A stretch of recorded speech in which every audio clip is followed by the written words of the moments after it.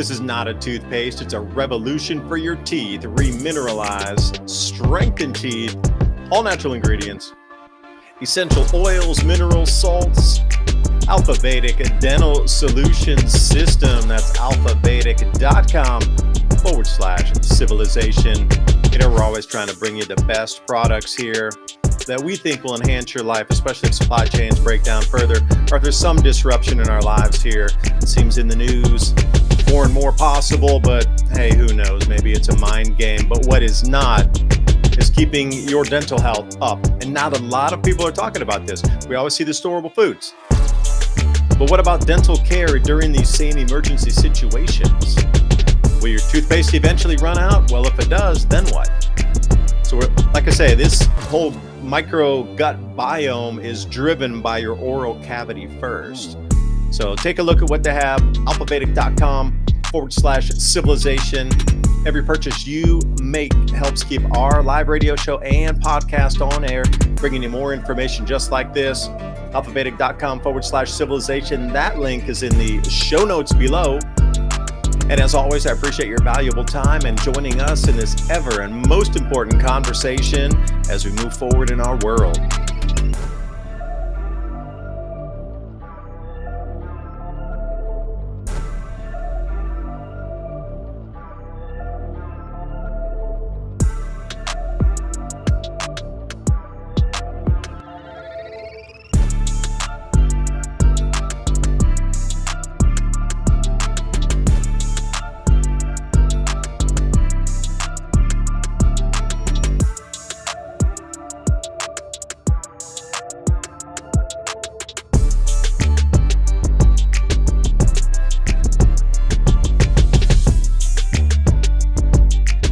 Hey everyone, are you ready to grow your own fresh, delicious vegetables, herbs, and flowers this season? If you're looking for the highest quality heirloom and organic seeds, I've got the perfect company for you, True Leaf Market. They've been a trusted seed company since 1974, offering 3,000 types of non-GMO varieties, everything from classic heirloom tomatoes and peppers to rare herbs, microgreens, sprouting seeds, and beautiful flowers. All those seeds are open pollinated, pure, and perfect for home gardeners or anyone wanting healthy, flavorful produce without chemicals. What I love the most is their huge selection, fast shipping guarantees, plus options for bulk if you're going big. If you're excited to start your garden this year with real, authentic heirloom and organic seeds, click the link in the description box below to check out trueleafmarket.com. You won't regret it. Happy planting, and thank you for supporting the channel and this broadcast.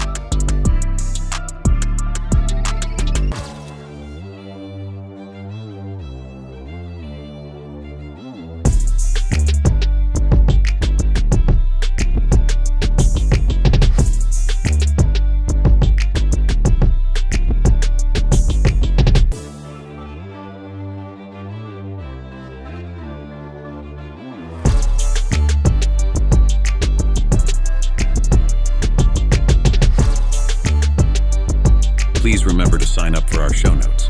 With Civilization Cycle podcast, you can learn what to expect as society resets. Agriculture, economy, tech, and history all have mappable cycles, and these cycles affect every aspect of our lives. We can navigate the chaos and thrive together with up-to-date news and information. Also, if you like the content we have here on Civilization Cycle, think about fueling the discussions and the show by buying us a coffee at buymeacoffee.com/Civilization Cycle. And thank you for all the support.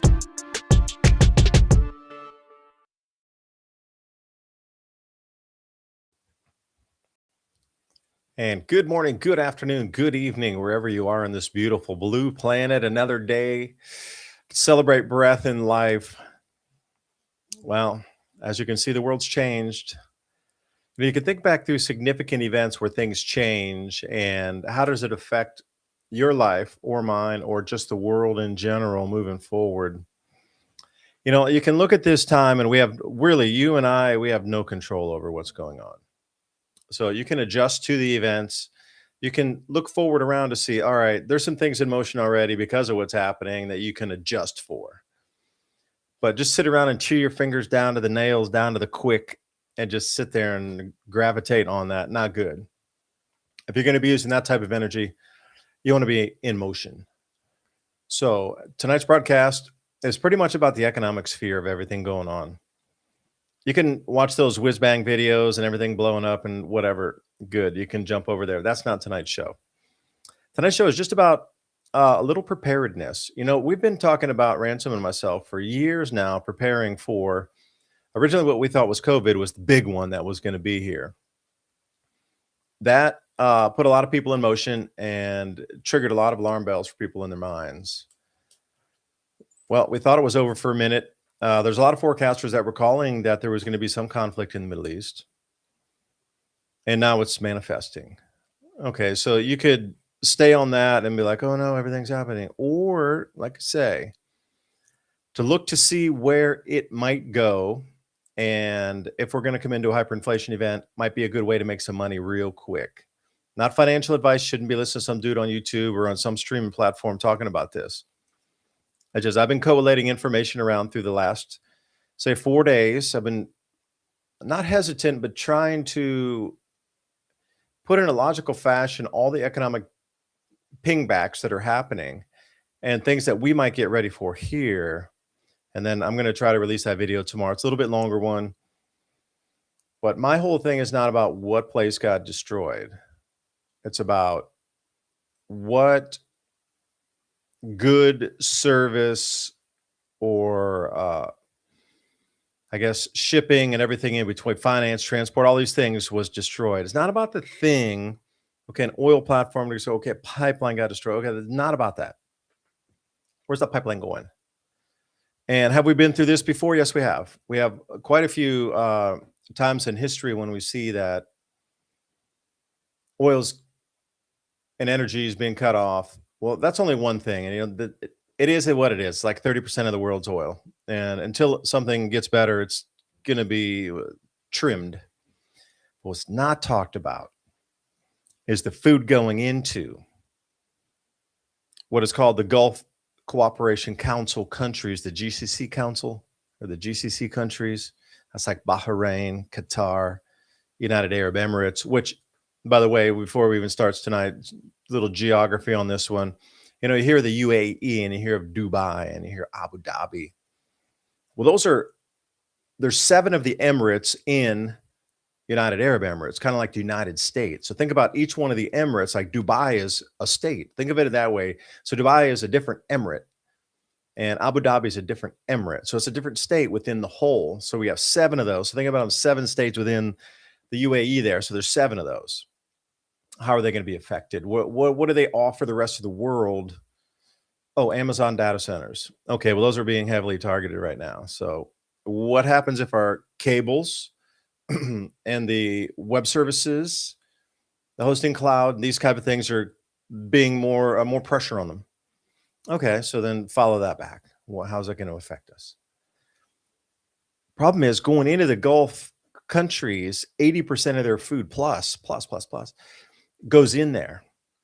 We're worried about the oil coming out because we're just in the West over here going, precious oil, gas, we need it, fertilizer, we need it. Oh yeah, that's getting cut off too. But what's not widely talked about is the food that they need, what the freshwater needs going into those GCC nations. Saudi Arabia is one of those nations. So what happens when their food runs out or gets cut off? See, that's the whole thing. Iran's going to be starving these people out. Think about it, but just a modern day siege. We're just looking at larger castles, basically. These countries, they're just big castles with not so high walls. It's the exact same thing that's been done through history. It's not like a brand new thing that just popped out yesterday. Like, hey, we're going to cut off the food and water. It's been done for millennia. So what happens? Say they're being punished. So again, the words to be used are super important with this one. They're not being attacked. They're being punished for choosing the wrong side. They're being punished for going with America. They're being punished for not following the adepts of the Quran. This is the way that it's being phrased from the Iranian, mouthpieces, for a better term. And this whole thing about empires and this and that, there's so much lexicon floating around. So just bring it back into, it's a simple country. It's without these monikers on top of it. But they were very clean. The infinite money glitch from those GCC countries of purchasing that. See, we sell, they sell us oil and gas and we purchase it, and then we give them a bunch of treasury bonds and US dollars. They in turn throw that into our stock market. And then it makes everything go up. So when that infinite money loop stops, there's going to be quite a few things that are going to, go bump in the night. So that's one thing you start to go, all right, well, if that's going to happen, then how could you protect yourself? And not really out of a fear-based thing, just, all right, I'm looking at my bank account. They're already hinting at some sort of, I'm not going to say bank run, but some sort of more control over the monies coming in and out of banks. Whatever form that takes, I don't know. But anyway, we're here to talk about it tonight, and it's going to be an interesting episode. Again, this is not a fear-based episode. This is a episode to try to frame it correctly so we can get ready for these changes, because they're so far in motion right now, it's going to be hard to pull them back. Even if this whole thing were to stop like by tomorrow, Friday, which is not, it's going to roll through the weekend. It's going to be week 2.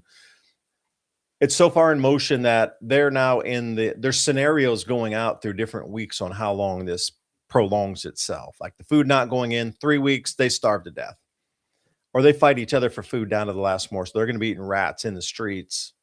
3 weeks, GCC nations. They're starting to hit some of the desal plants now, or desalination plants. So it cuts off their water. Now, these places are just flat deserts with a lot of money coming in. And they have all the goodies because they can get the tech to get the goodies. But when the tech's broken and your money supply stops, you got flat sand again. So this is going to be a real interesting one to see, like, walk it back also with the food shortages. Like, how would that affect?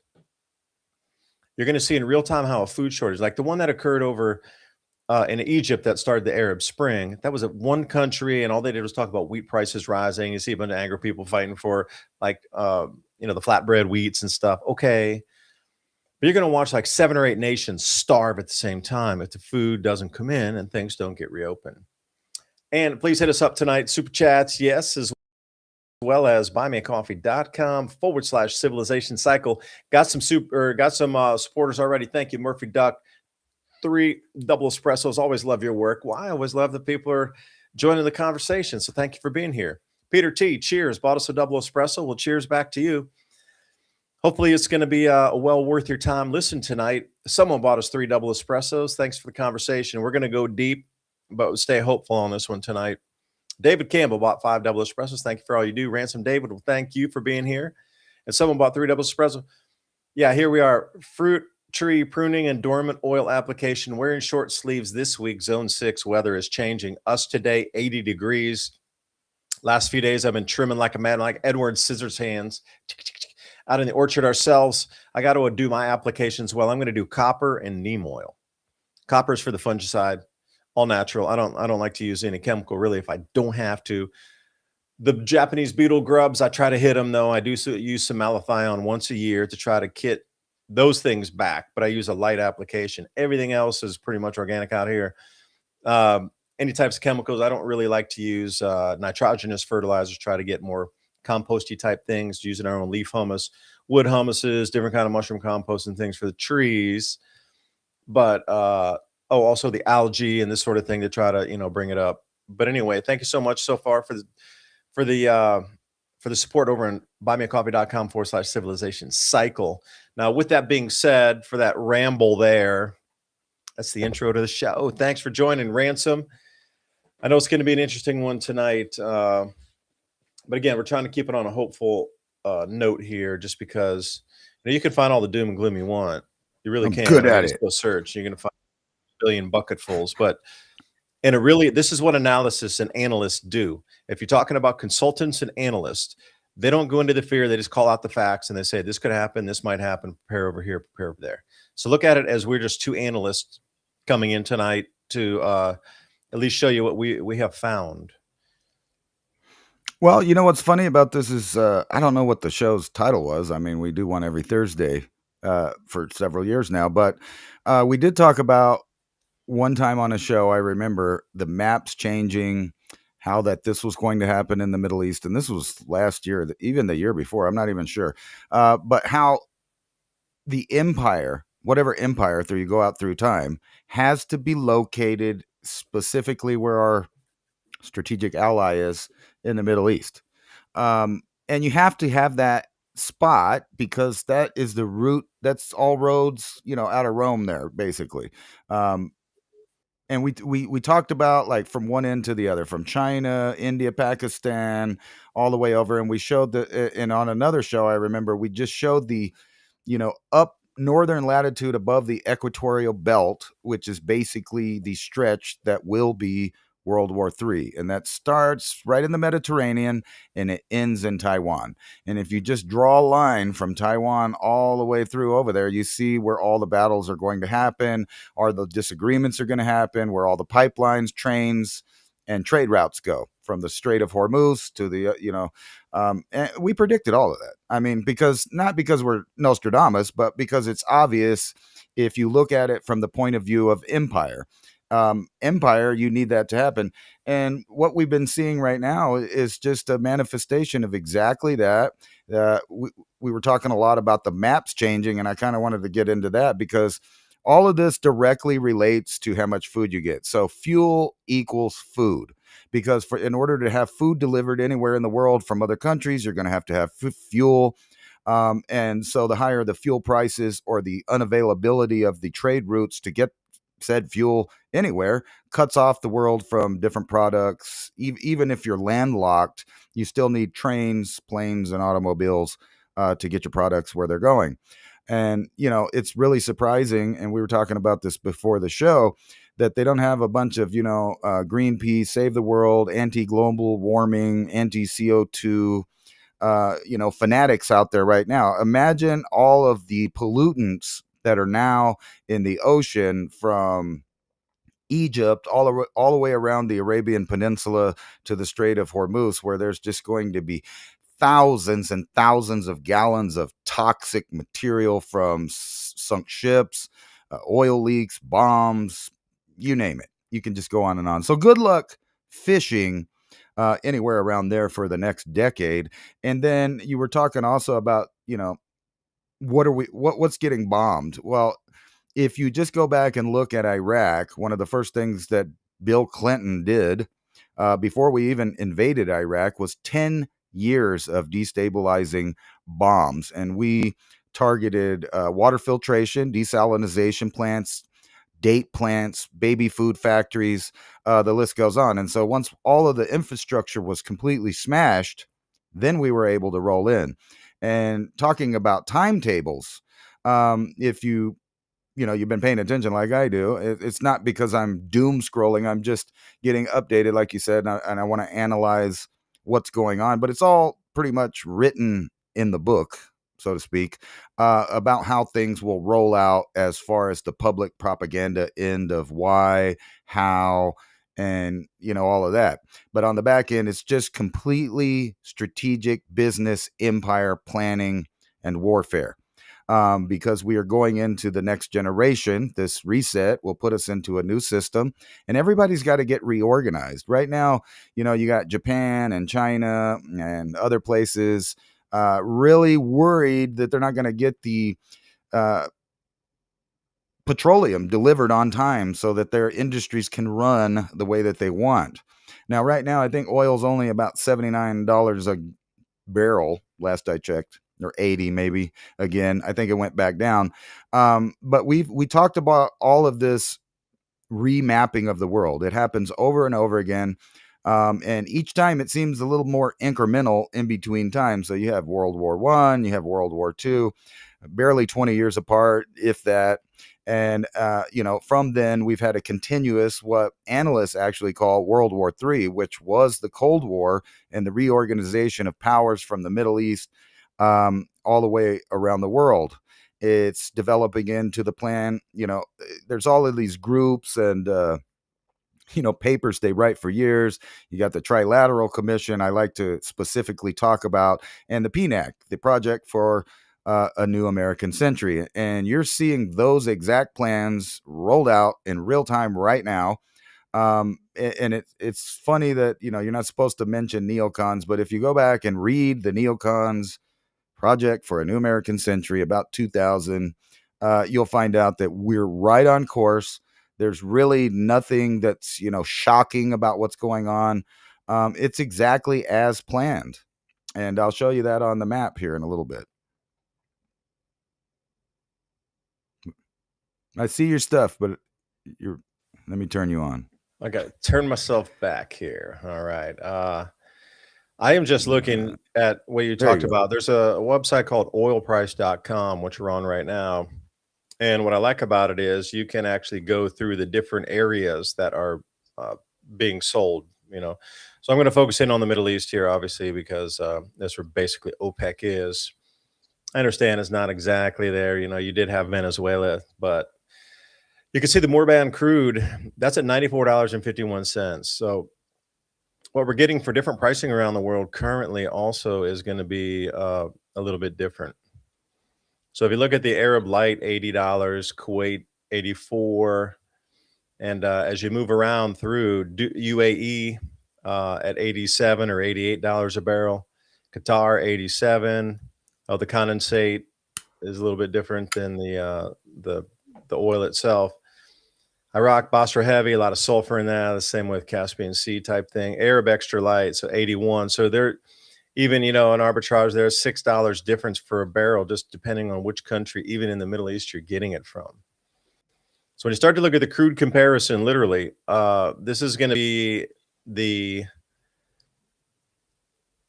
thing to compare. And what's so interesting is we are talking blue in the face about how much we're destroying. We're doing this, we're doing that. But look, they're still exporting oil. Look at that. Right. Iran Light today is $79 a barrel. Deliveries to Northwest Europe. Now, they would definitely be showing you if there was a disruption, but notice the price is like 15% up here. So these prices are delayed one day because I'm not on their subscription service here. But it seems that Iran is still pumping oil, even though all these hostilities are happening. And I wonder, would you not try to take out their energy infrastructure first if it was truly this all knockout, drag out, got to end everything, battle to the end, like Highlander, there shall be only one? Why are they letting the oil still flow? That's something that's an honest question, really.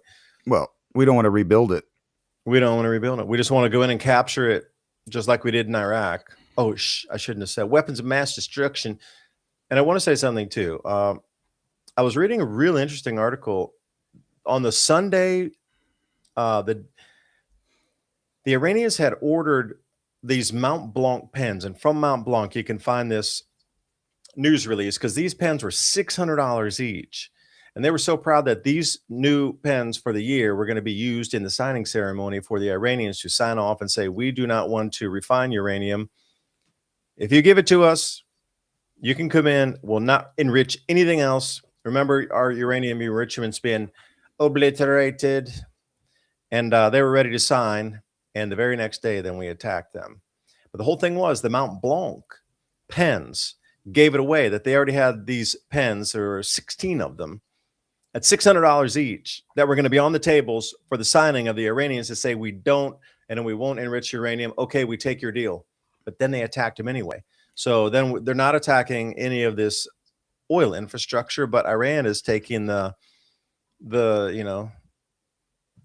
fight over to the most needed parts of these other GCC countries. Like they cut off the oil, or the natural gas pipeline going up to Europe. So there's no more natural gas coming out of Qatar going to Europe. That is gone. So as you look through some of these prices tonight, and let me switch you one last one here. Since you were talking about resources, I got you this one here. Okay, so Asia's energy crunch is spreading fast. Straits of Hormuz. Taiwan, for example, imports 33, or it was 34% actually, 34% of its daily usage to run through the refineries and whatnot from the Middle East. 34%. They've actually they saw something coming. So a couple of years ago, they decided to take a different import route from other suppliers around, mainly United States now. For that, what was the Middle East, they swapped out and they're getting it from the US. All right, Singapore bunker hubs cut supply. This is a hugie. Singapore is not getting their fuel. China halted diesel and gasoline exports. Okay, so those countries friendly with China that were getting refined product out, cut off. So then you got to go, whoa, who's the biggest exporter or who's the biggest importers of gasoline? Oh, Hong Kong. You know, these kind of things, you just go further out and see who they're with. Kazakhstan. You know, these kind of countries that you're not really hearing very much about, suddenly they got completely cut off from Chinese exports. So this is going to ripple everywhere. Now, South Korea, their stock market crashed. A circuit breaker at 8%, and then it dropped 10%. Their whole stock market went down about 22% in one day, and then it started to bounce back up. They are completely without a hope there. They can't get the raw materials in for any of their chip production. They can't get any materials in for any of the industries that they have going there, including shipbuilding. They need the NAFTA, force majeure. They're not delivering to anybody onward because those that buy from South Korea, NAFTA, force majeure, you're not getting any. Zero. The knock-on effects as well. I haven't done the research to see who's like the number one importer of South Korean naphtha. So see, this is where the research comes in, and knock that down. Use Grok and say, okay, top 5 South Korean importers of naphtha. And then you just list those out and go, okay, well, that would have a knock-on effect, and see which industries are used and what part of the percentage of the stock market it is of those companies using naphtha that's imported from South Korea. And they're usually going to be a little bit smaller nations, and then you can see the detrimental effects it'll have on their markets as well. So this is not just like big nations getting affected. This is going to be everywhere above and below the fold. Japan, 90% Middle East crude. I did a little research on Japan, and within 60 days, Japan runs out of crude oil. 60s, 2 months. If this thing goes on 2 months, Japan has no more fuel because they're so heavily reliant on that. Even though they're tapping, and so is Taiwan, starting to tap their strategic petroleum reserve. Taiwan's a little better off. They can last 90 days if there's a complete cutoff of Middle Eastern oil, because they're only getting 34%, but Japan has a much higher percentage coming in from the Middle East than, for example, Taiwan does. So already it's starting to ripple through everywhere. It's not going to be a small thing. This is going to take a long time to unwind, even if it were to just, I guess, stop tomorrow. There's still all these bottlenecks and contracts and these sort of things. So where does it go from here? I see you typing, Ransom. Were you trying to figure out? Yeah, somebody in the chat asked, how many gallons of gas do you get out of a barrel of crude oil? So I looked that up, and I guess it's about 19 to 20 gallons per barrel for your automotive needs. So depending on the type of crude. That's why this heavy sour crude gets a way big discount, like the stuff coming out of the Caspian Sea Basin, because they got to take the sulfur out of it first, cause it takes an extra process, but that sulfur is also removing volume out of that barrel of oil. So you're not going to get the same amount with heavy sour crude as you would with like Boni Light or Arab Light or something.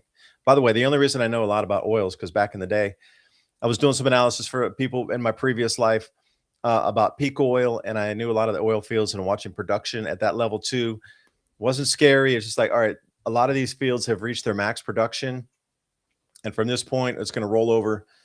And you could the predicted rollover point for peak production oil wise on our planet, if you believe there's no manipulation of production.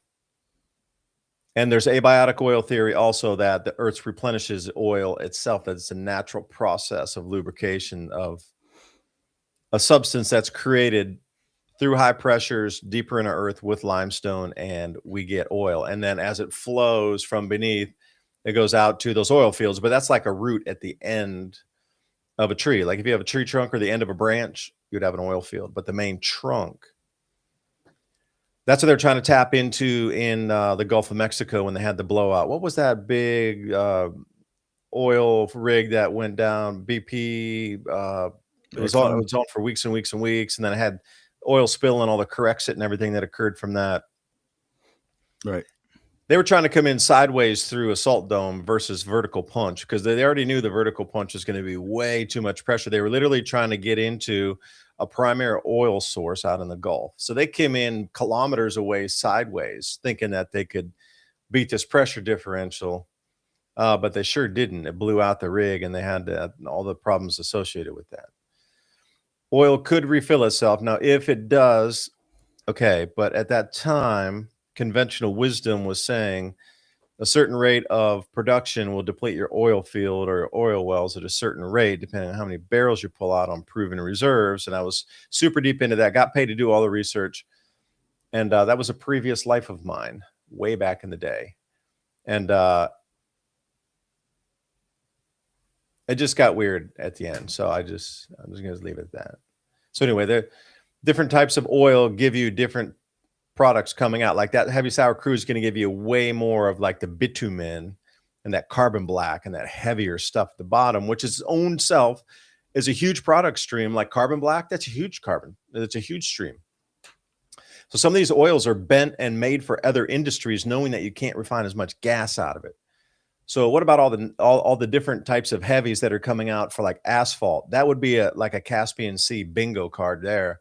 They're not going to use like Arab Light, where you're getting the highest, and Nigeria has some of the craziest high, like the viscosity on that's just like pouring out water, But that stuff coming out of the heavy sour crude is like really drip, like, ooh, like goggling out really like in clumps, So there's different purposes for these different oils based on the byproduct, what they're getting for different industries.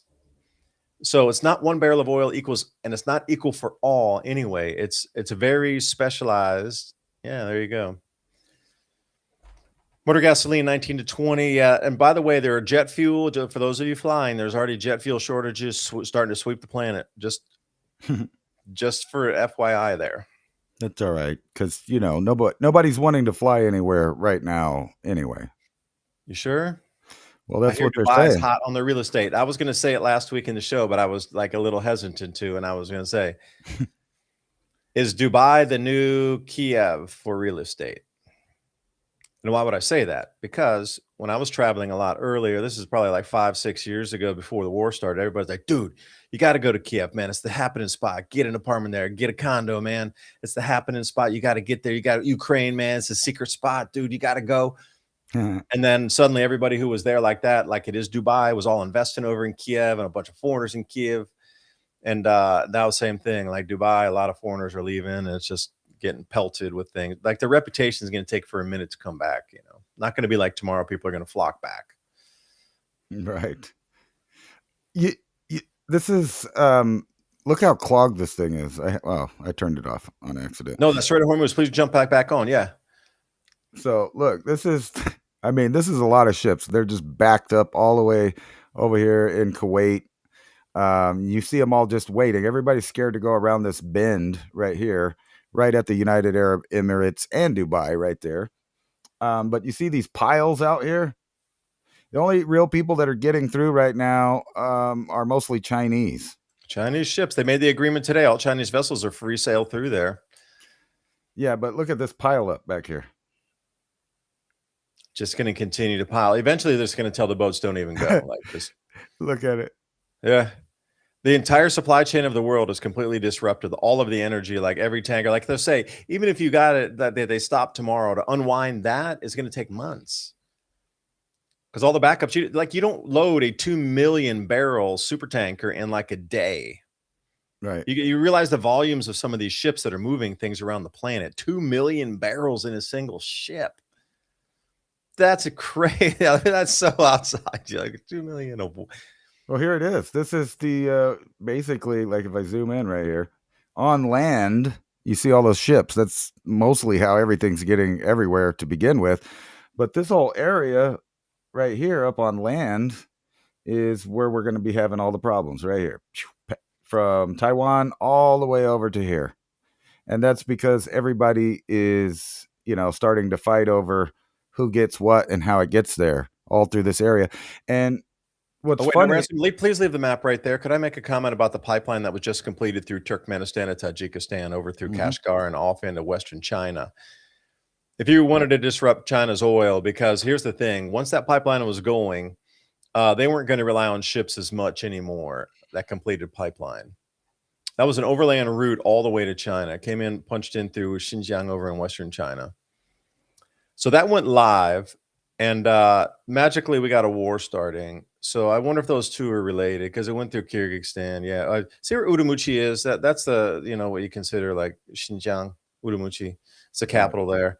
And if you go out to the west, there's a place called Kashgar. It's like going back in like to the 4th century, like camel and kind of bazaars. Like when I say bazaar, not bazaar strange, but I mean like an Arab bazaar right there at Kyrgyzstan border. This place called Kashgar. It's wild, blow your mind, man. You're stepping back, 1,600 years in the past. Awesome place. That's Xinjiang. And that pipeline system runs through there and then it goes over into China. And then they get there. See, that was the whole magic key because Turkmenistan didn't have that pipeline section finished and they just finished it. So Iran could pump direct oil to China and the war starts. So for me, I think those two are a little bit related. I'm just going to put it out there for those who are willing to listen. Right. Yeah. And then, we got stuff like this, which me personally, if I was a Kurd, I'd never believe any government ever again. I mean, if you know anything about their history, they make a lot of deals and all the countries always burn them, from the United States, Turkey, Iran, Iraq. They all burn them. They always get burned. But it's looking like I said last week, that there may be, a little bit of cutout of a new nation popping up there, which will throw everything else into chaos. And, they already got it planned out right here. Here's the Great Kurdistan, Kurdish nationalist claim. So this one's a lot bigger than what most analysts think, but they do think this is going to happen. And if you see, there's Azerbaijan, Armenia, Georgia, Russia, Turkey, all of that stuff right next to this. And then, of course, we're having the war in Iran. So it's going to probably look something more like this. Let me zoom that in.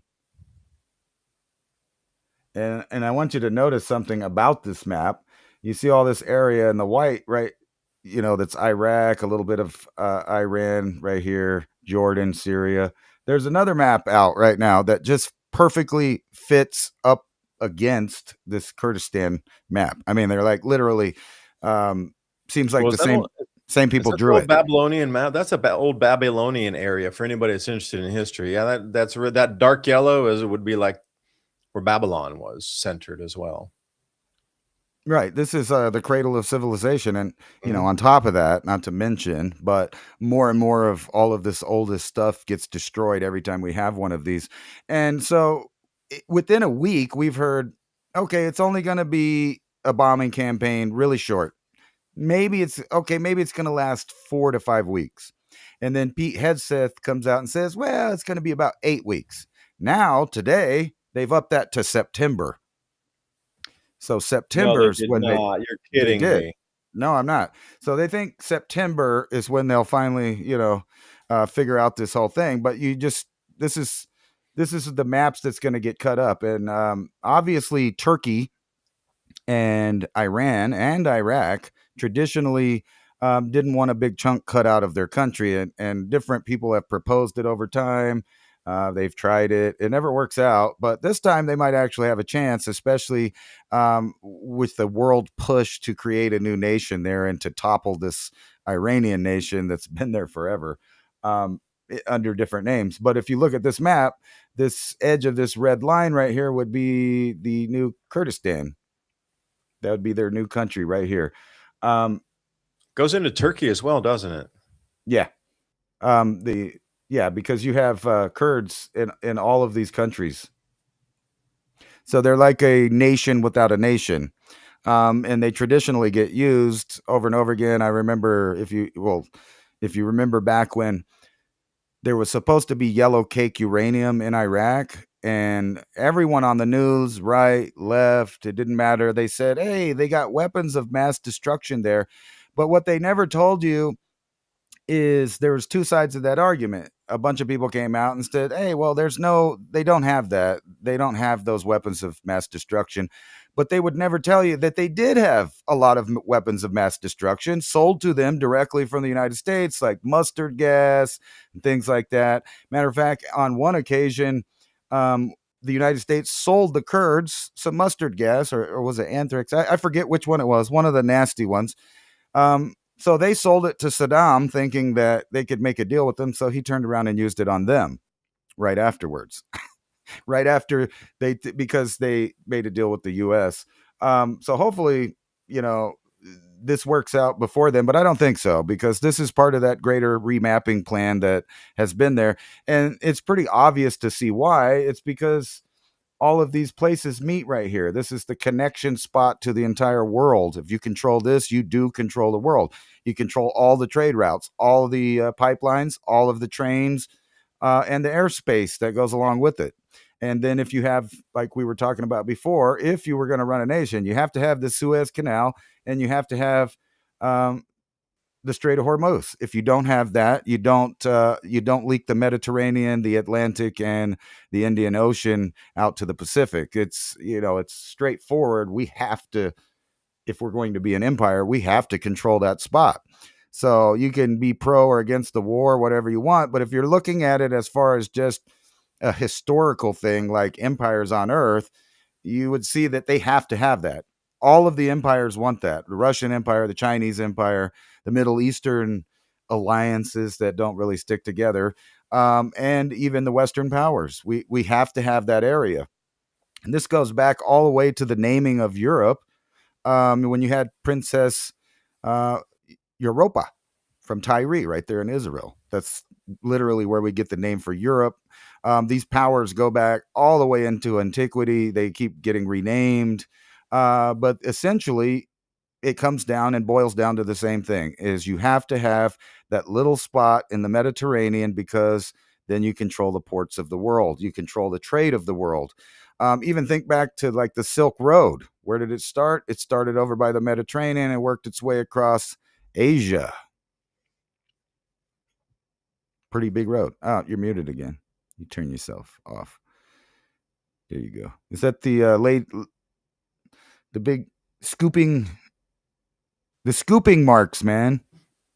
Baalbek. You know about that. Baalbek. There's some delay here in the thing. Yeah, Baalbek. So you were mentioning that a lot of the things were destroyed. I wonder if they're going to lay a couple things into Baalbek, these large megaliths, the world's largest, that are unexplainable, that have been unexplainable forever, because they're too big for modern equipment to move.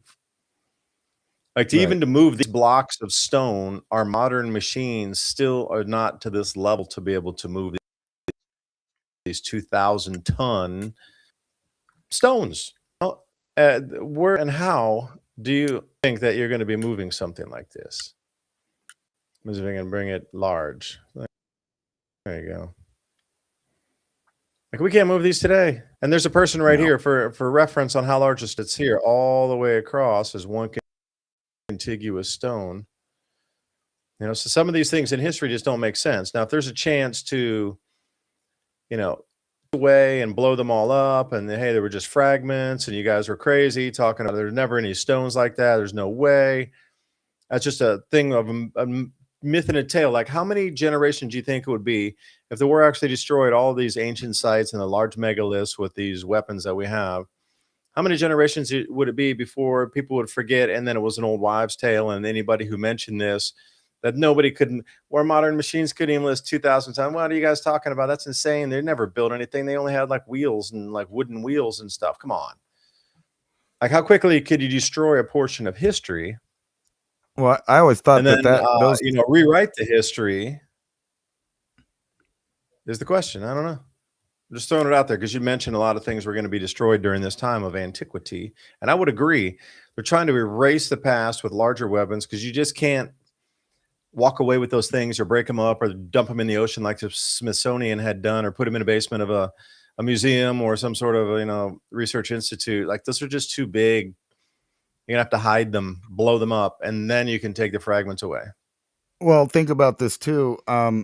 Those are ancient claims on the land as well. So if you claim to be a certain type of people, say Persian or Babylonian, or you could go back in time, different names. But if all that was there, and then you freed it in Iran, they're gonna culturally latch on to all of that stuff if it was still there. But guess what?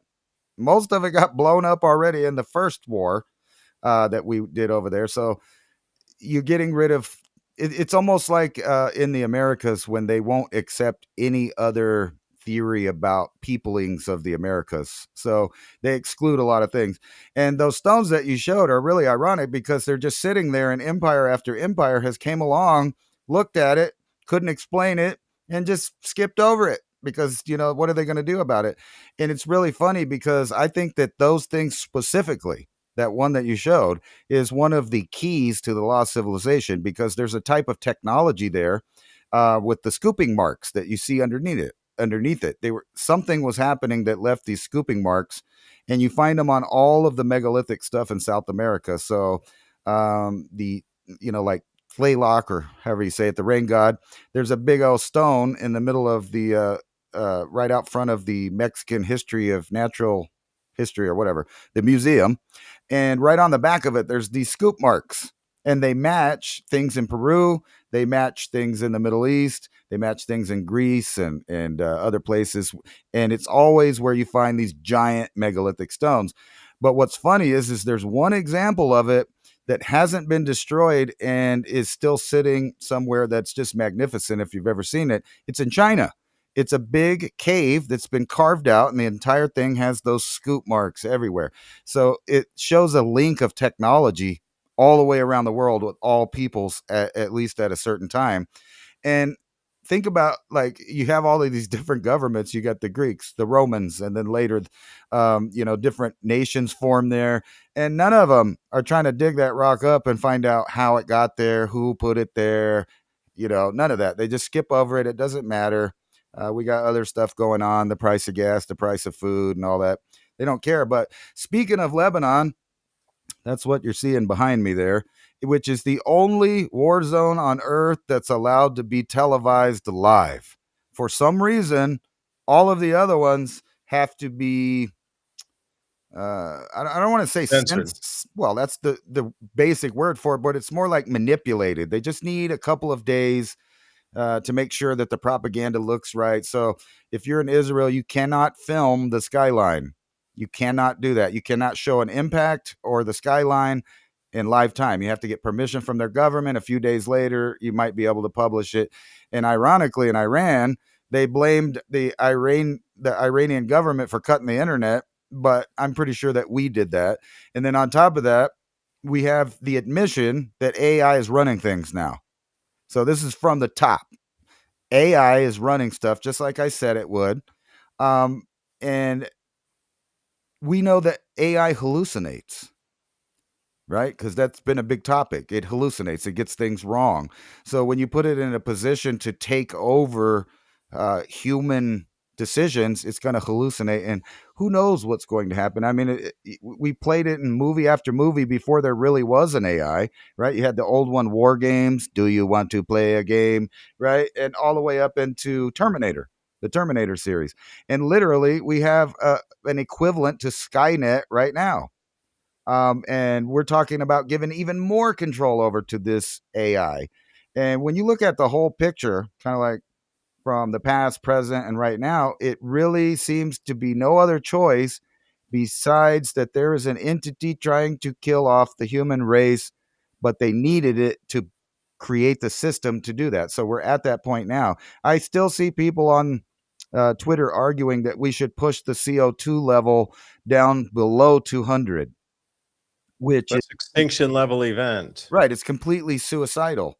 And anytime you look on Earth, when biological life was doing good, the CO2 was skyrocketing, 1,000 parts per million, or, more than that, maybe even at times, but at least at that level. And nowhere in human history, it just keeps, we're in this little warm spot in between glacial periods. And they're trying to convince us to kill off the thing that grows the food. Seems completely suicidal. However, a planet that was run completely by AI and only needed data centers and water and electricity, well, it doesn't need humans at that point. I mean, basically, you would just have a planet with giant data centers that would have to clear out areas of wildlife and human habitation so that they could claim the energy rights and the water rights and the mineral rights. And have autonomous robots that are intelligent enough to do the work of humans. So staying on that same vein here, AI, if it is truly in control of this battle plan scenario and next moves type thing, 95% of the time it recommends nuclear strikes. Right. 95% of the time. So I'm wondering if the human will actually look at that and, oh, you found the same one. Yeah. Because I'm wondering if the human will actually step in and go, no, we're not going to listen to the AI this time. What happens I'm if really we get hoping there's locked some out? clearer heads, What happens if we get locked out is the problem.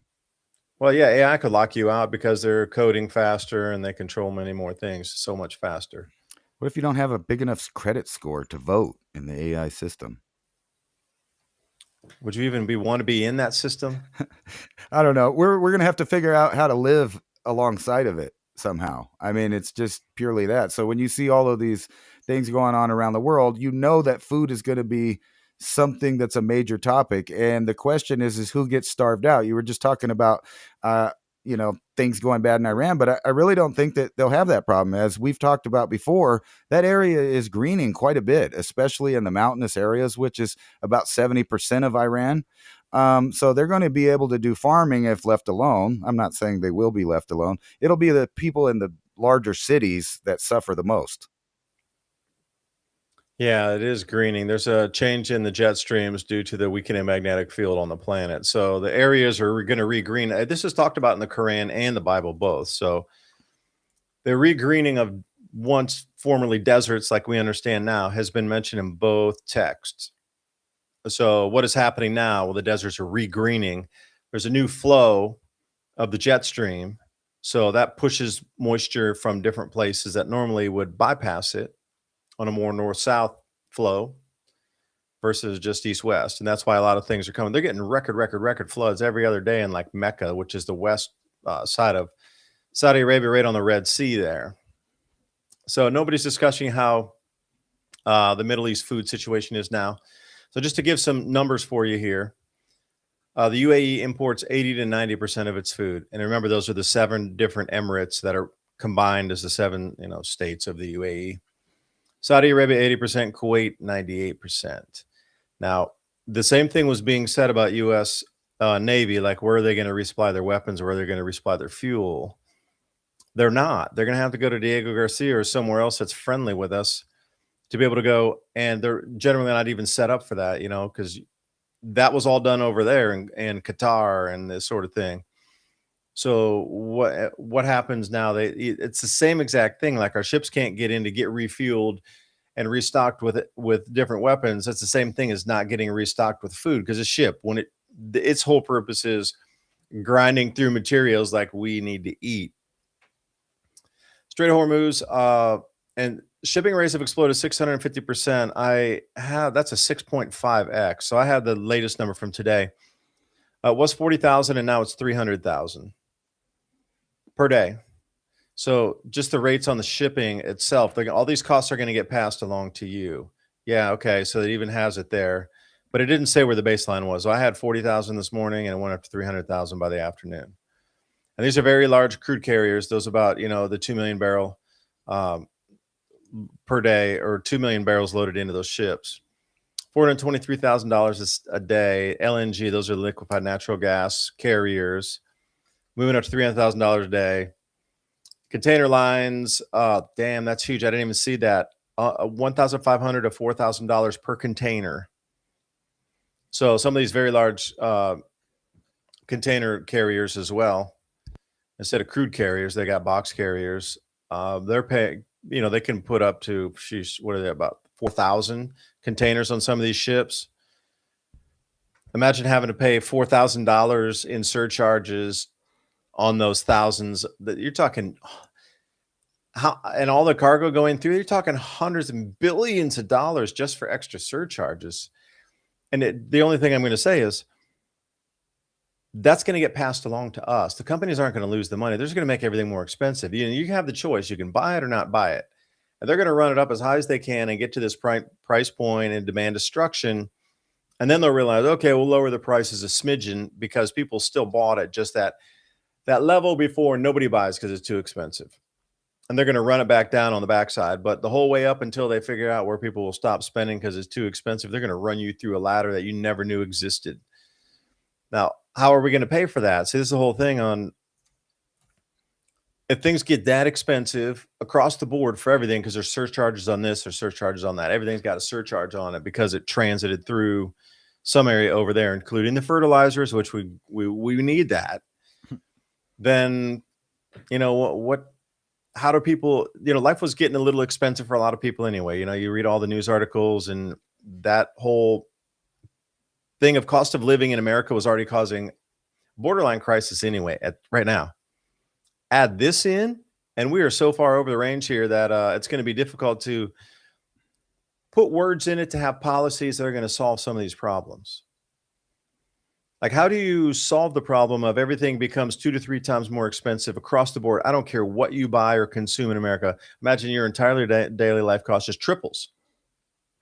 That is outside of the affordability for most. And at that point, then you have rioting people. And we've seen this through history. When they can't afford their food, when they can't afford their rent or homes to stay, generally they got nothing less to lose. So then they go at it. So we're just rewinding chapters of history here. So prolonged food blockade. They do have some strategic food reserves. But you get into that feedback loop. Once people know it's really scarce, they're going to pull more. So got ladybugs everywhere here.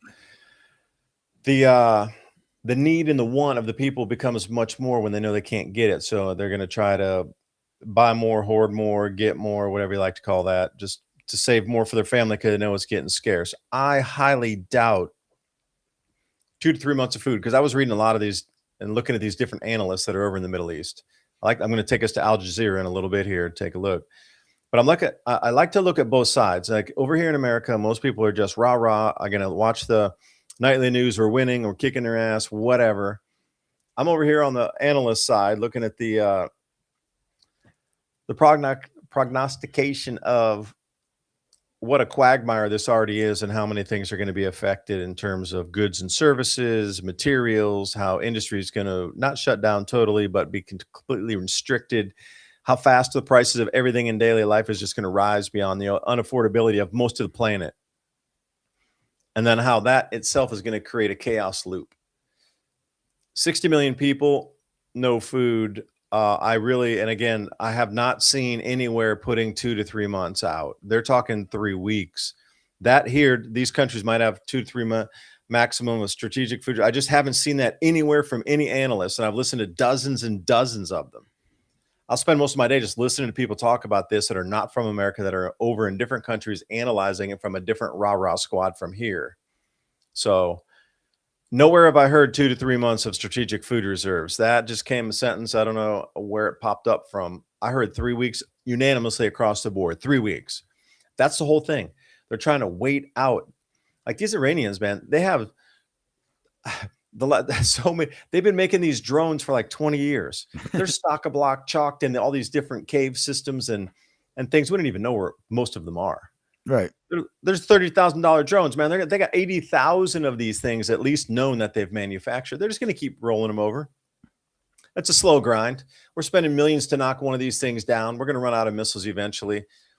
There's the whole thing too. Like, how much armaments do we have? And we can keep spending on these little like low tech things that they're saving their good stuff for later. They're sort of like rolling it out now, but their whole thing is like $30,000 drones wasting $4 million or $5 million worth of our missiles. Every one drone they send, we spend $5 million in missiles, which we can't replenish at the rate they have. So the two unanimous things, those are the two.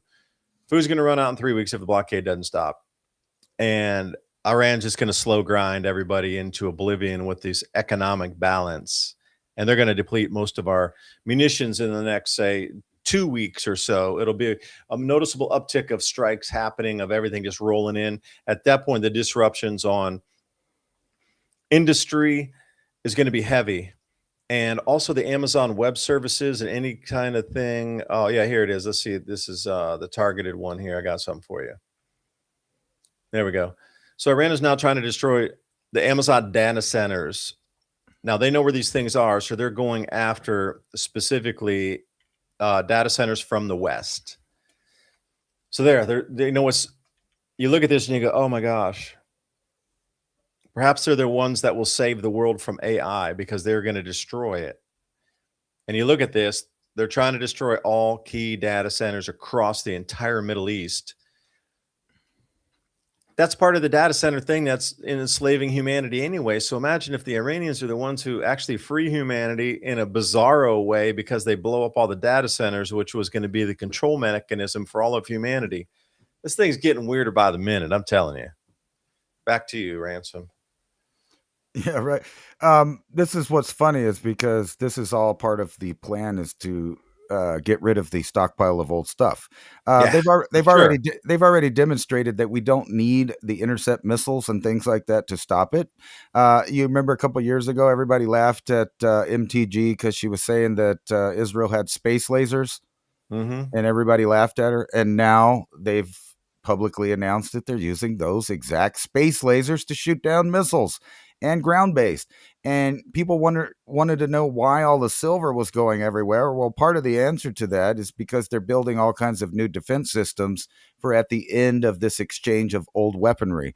And and then it's funny that you were talking about that also with the you know, how come nobody was planning ahead for this stuff? And this should have told you that we were about to go to war right here, Yeah. because this is all about making sure that we can produce enough gross food so that the common people do not complain at the store that they're starving. So we're going to pump out lots of glyphosate and phosphorus and all of that stuff strategically here at the homeland. And that's what that was about. That's what those executive orders were about. And everybody's mad because they were saying, "Oh, well, we don't want the glyphosate in our food," and blah blah blah. Well, it's not about that. It's about a long term strategy against China.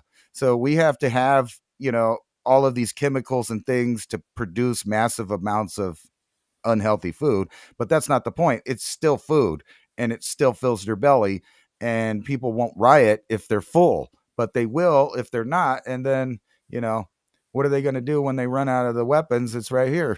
Laser weapons deployed in Operation Epic Fury as Space Force stops Iran's missiles in their tracks.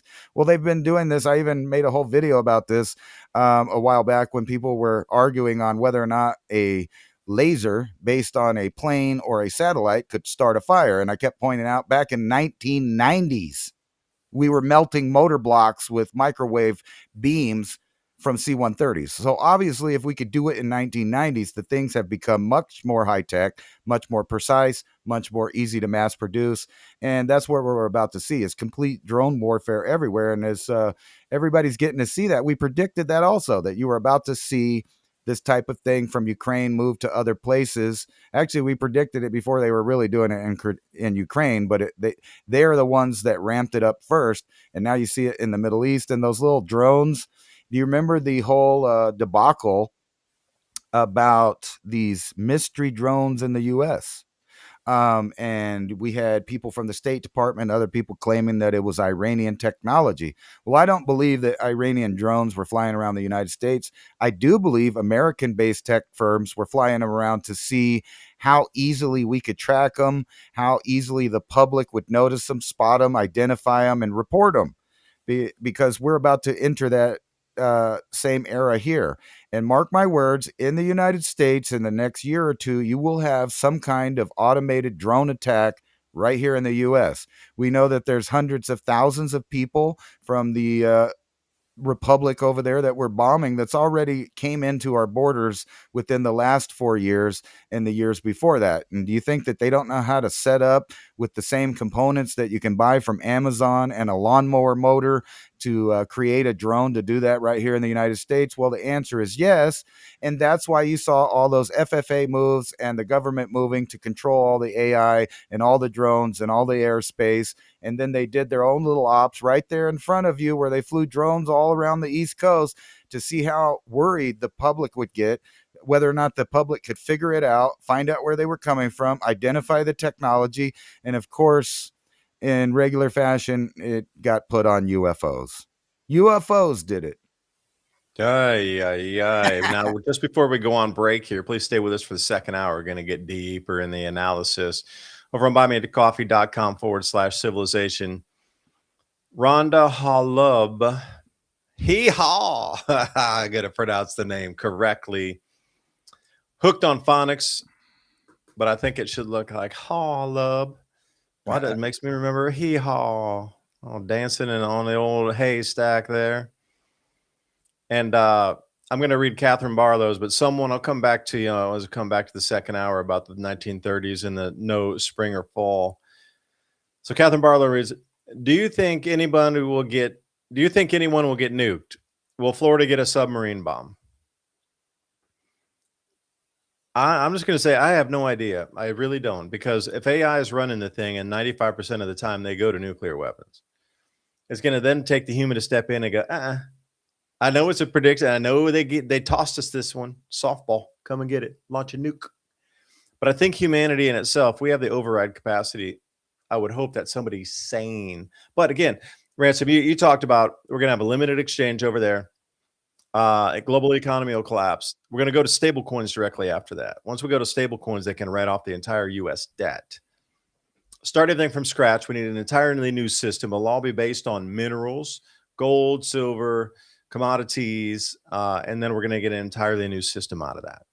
So would it come to that? And would they, I don't know, Florida submarine bomb? I haven't really heard that. I know they were threatening one over there to the UK, the Russians were. They said they had some sort of weapon that would generate a tidal wave that would be full of nuclear material. All I know is that. So Ransom, you want to follow up and then we'll head on break here. I don't think we'll ever have a full-scale nuclear war. It's no, not a full scale, work. Maybe a couple little ones. But I do think that the countries will exchange one. China's even admitted that they'll take one, but we're not going to fire a second one at them. They'll not ever. They claim they'll never do the first shot, but we won't fire a second one at them. Russia says, you know what? If you guys keep playing, we'll use them. The United States has already proven historically we will use them. And we're not worried about it. And matter of fact, we'll use it on a nation that surrenders. And on civilians. So, yeah, I think it's very possible they could pop off 2 to 6 nukes around the world, scare everybody into oblivion, especially if they don't want to capitulate to the new world government. And then think about this. You could have a whole new renaissance in the future where you decommission these nuclear devices so that they could power the data centers, which are going nuclear. As we speak. They surely are. And if you could do that, the pebble bed nuclear reactors, yeah, that's where it's going. So anyway, join us for the second hour right here on the Civilization Cycle podcast. I'm David Devine with Ransom God when you're bringing through first hour. I hope you got something out of our analysis. Again, I was just trying to point at facts and things that could be. I'm going to run through a few of the slides that I've captured over the last few days on what types of fertilizer and what has been disrupted so far and what is anticipated to be disrupted further. You can then you take the ball with it and run, and then you can start to see all the other knock-on effects going from country to country, continent to continent on the disruptions of industry. And from that point, you can kind of see where some opportunities might be. Not financial advice, but there's going to be plenty. And if you're just ready for it and you're kind of seeing the signs, if it goes through the weekend, then we enter the week 2 scenarios, and I run through a few of those. I do have some, like Ransom did. I got a couple of zero hedge articles, and we'll be back in just a couple minutes. And we do support our sponsors, and they support us. So please take a listen. There's always something for everybody, and we'll be back in a couple minutes.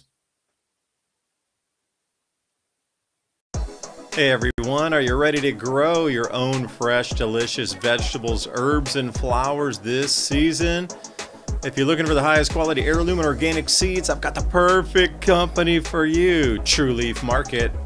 They've been a trusted seed company since 1974, offering 3,000 types of non-GMO varieties, everything from classic heirloom tomatoes and peppers to rare herbs, microgreens, sprouting seeds, and beautiful flowers. All their seeds are open pollinated, pure, and perfect for home gardeners or anyone wanting healthy, flavorful produce without chemicals. What I love the most is their huge selection, fast shipping guarantees, plus options for bulk if you're going big. If you're excited to start your garden this year with real, authentic heirloom and organic seeds, click the link in the description box below to check out trueleafmarket.com. You won't regret it. Happy planting, and thank you for supporting the channel and this broadcast. Product you love, the 72-hour emergency food kit from My Patriot Supply. Not only emergency food, but camping food, and you can prepare that through the week as well. 20 delicious just add water meals. Think about creamy mac and cheese, hearty chili, sweet oatmeal. 2,000 calories a day. You need the calories. You're going to need to think and move. And the mashed potatoes, easier to make than oats, and you can add your own flavors. Goes with anything. For less than a couple of takeout meals at a fast food restaurant, get real peace of mind. And a real question to ask, how long could your family eat without leaving home? My Patriot Supply, click on that link in the description box below. It helps the channel. Truth is hard to say and hard to hear. Most people choose silence. We choose to speak. Your support of our sponsor keeps the Civilization Cycle podcast on air and giving us the courage to keep digging. That link's in the description box below. This is not a toothpaste. It's a revolution for your teeth. Remineralize, strengthen teeth, all natural ingredients, essential oils, minerals, salts. Alphabetic dental solutions system. That's alphabetic.com/civilization.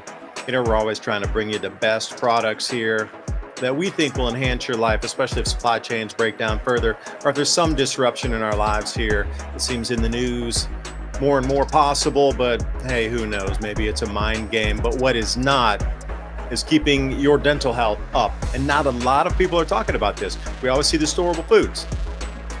But what about dental care during these same emergency situations? Will your toothpaste eventually run out? Well, if it does, then what? So like I say, this whole micro gut biome is driven by your oral cavity first. So take a look at what they have, alphabetic.com/civilization. Every purchase you make helps keep our live radio show and podcast on air, bringing you more information just like this. alphabetic.com/civilization. That link is in the show notes below. And as always, I appreciate your valuable time and joining us in this ever and most important conversation as we move forward in our world. Please remember to sign up for our show notes. With Civilization Cycle podcast, you can learn what to expect as society resets. Agriculture, economy, tech, and history all have mappable cycles, and these cycles affect every aspect of our lives. We can navigate the chaos and thrive together with up-to-date news and information. Also, if you like the content we have here on Civilization Cycle, think about fueling the discussions and the show by buying us a coffee at buymeacoffee.com/Civilization Cycle. And thank you for all the support. And we're back. We're back. Ransom, bring us in, man. Well, where do we go from here? I mean, I was going to jump over to Al Jazeera because this is a banned network in America. How dare you bring in Al Jazeera? That might just get our video flagged. Just bringing this website on. This is how much they do not want you to see this website in America. I'm serious when I say that. So let's read through it here. For those of you looking for deeper analysis, that's not our PR machine here in America. You could go over here for one of the examples. You can also go to Chinese publications. There's a huge amount of different news publications around the world that are covering this in a different fashion and form.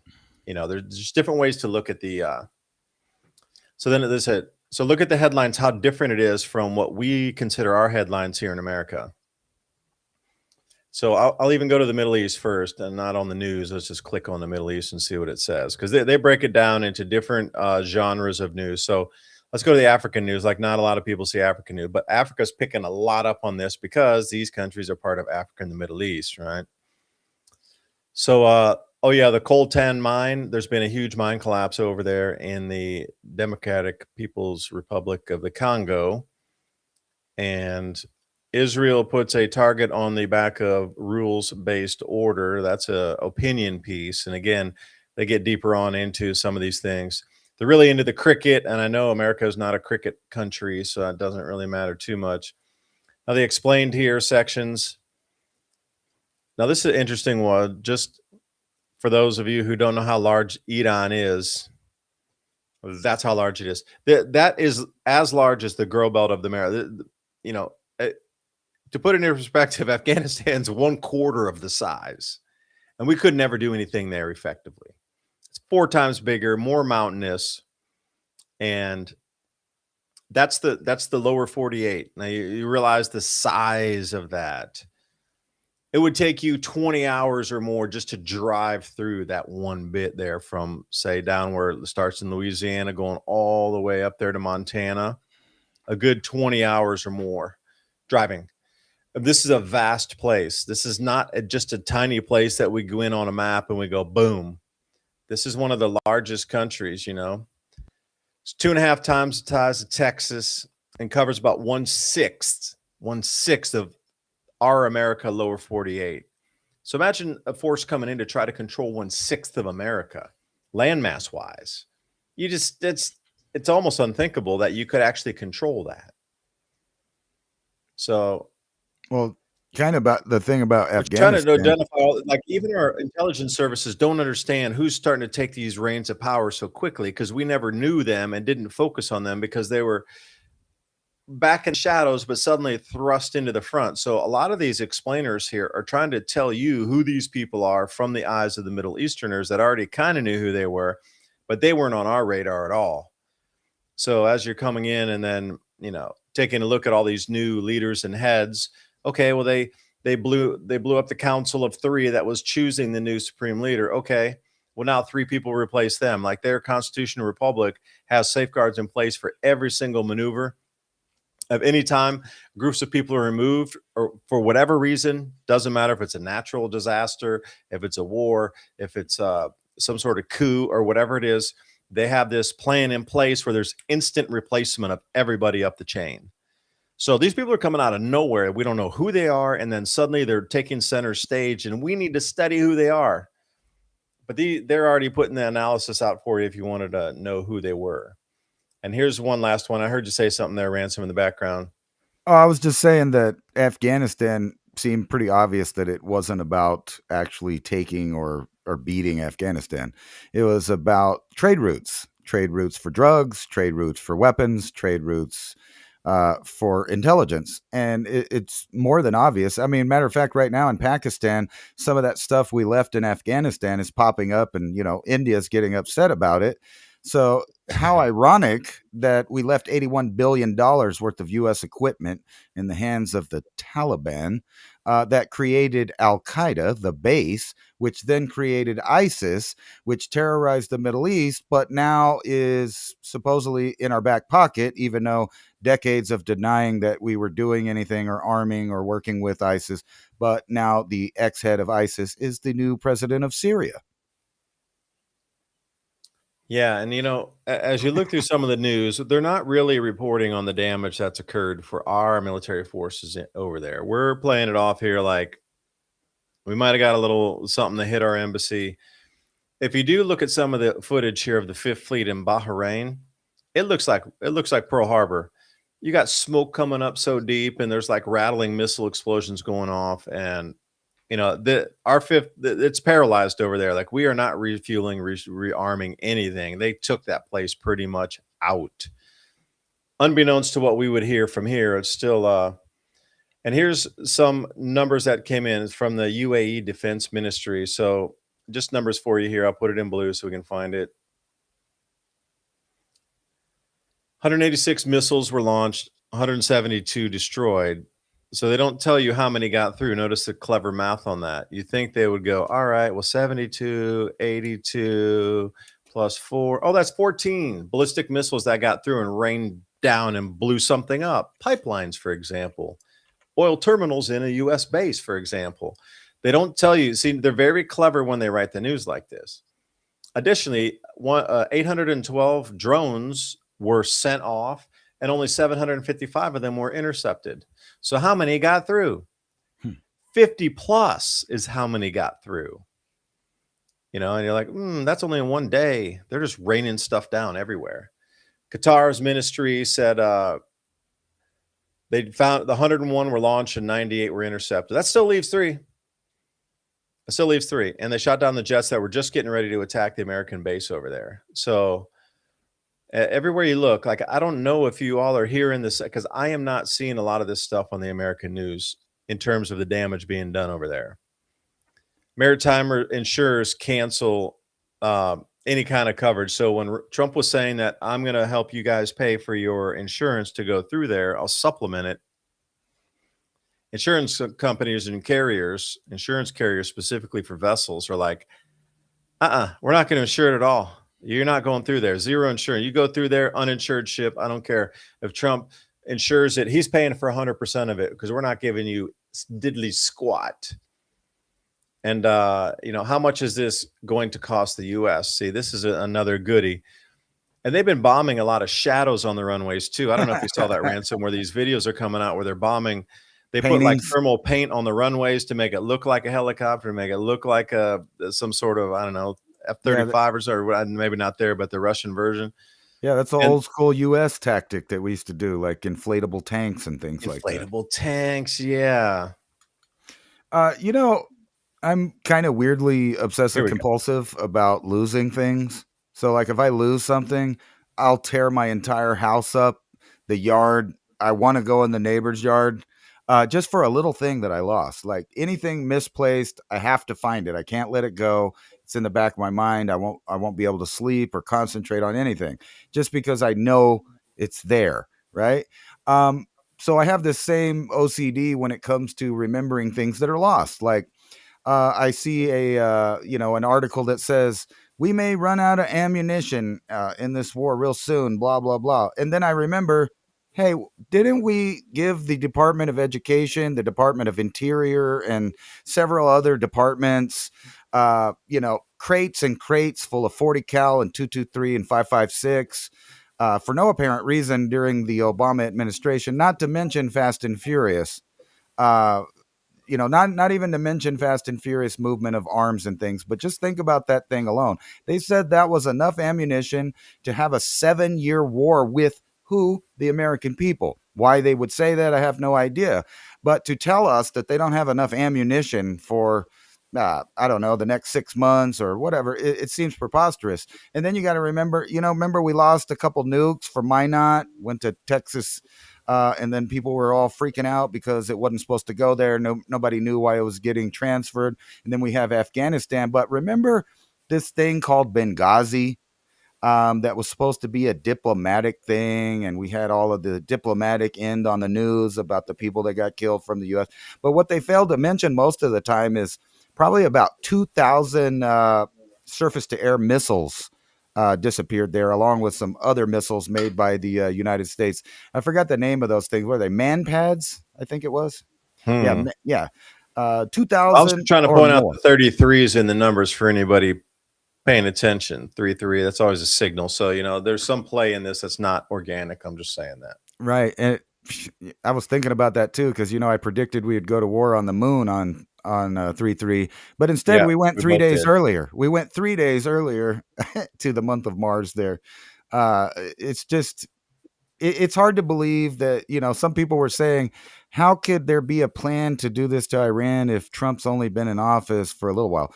Well, it's a standing plan. If you remember, General Wesley Gates, I believe is his name. Don't mark my words on names because I'm bad with them. But anyway, that guy went in and he bragged at a little speech about how, he was told we were going to knock down 7 countries in the Middle East. And whenever you get the list of the names, it was, what was it? The Myanmar? Was it that? What was the other one that collapsed there? And then, so we didn't have to do nothing really with that. And then we had Iraq, Iran, Syria, Jordan, Tunisia, and a couple of other ones I forgot. Now tell me, what number are we on now? Did we get all 7? I think we did. We did, and they've also just started to talk about going into Turkey. I've heard of a fair few newscasters coming over from Israel saying, "Hey, we need to. There's a lot of things going on in Turkey, and we need to start thinking about that over there. It could be hostile, More than hostile. more than hostile. Yeah, It's again, the new hostilities everywhere, everywhere. Turkey is the new technological manufacturing center, not only for the Middle East, but for Europe. Germany and some other countries have already made contracts to buy these new drones and things that they've been producing there. The problem with it is that they're friends with Russia and us and the Middle East and Europe. So you're right. Whose side will they be on at the end? And then where do all those weapons that they've been manufacturing and taking investments for? Because they are buddies with Russia, despite being a NATO country. And you think they're really going to get along too good with Russia if they supply Germany and Poland and everybody else with anti-aircraft drones and things like that? I don't think so.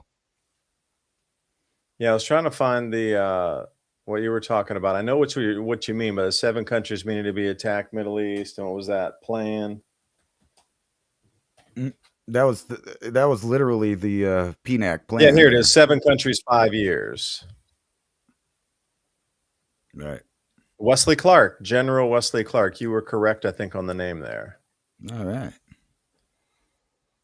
So here's the 7 countries that General Wesley Clark had mentioned. Iraq, Syria, Lebanon, Libya, Somalia, Sudan, finishing off Iran. Sudan, I don't know. I know there's a lot of fighting between North and South Sudan, the civil war still kicking off, but we haven't really been heavily involved over there. But if you think that's about the Sudanese being put upon themselves, they're just taking it to the sledgehammers to each other over there. Like, we haven't, as Americans, been really fully engaged in Sudan. Somalia, what was that, Black Hawk Down area?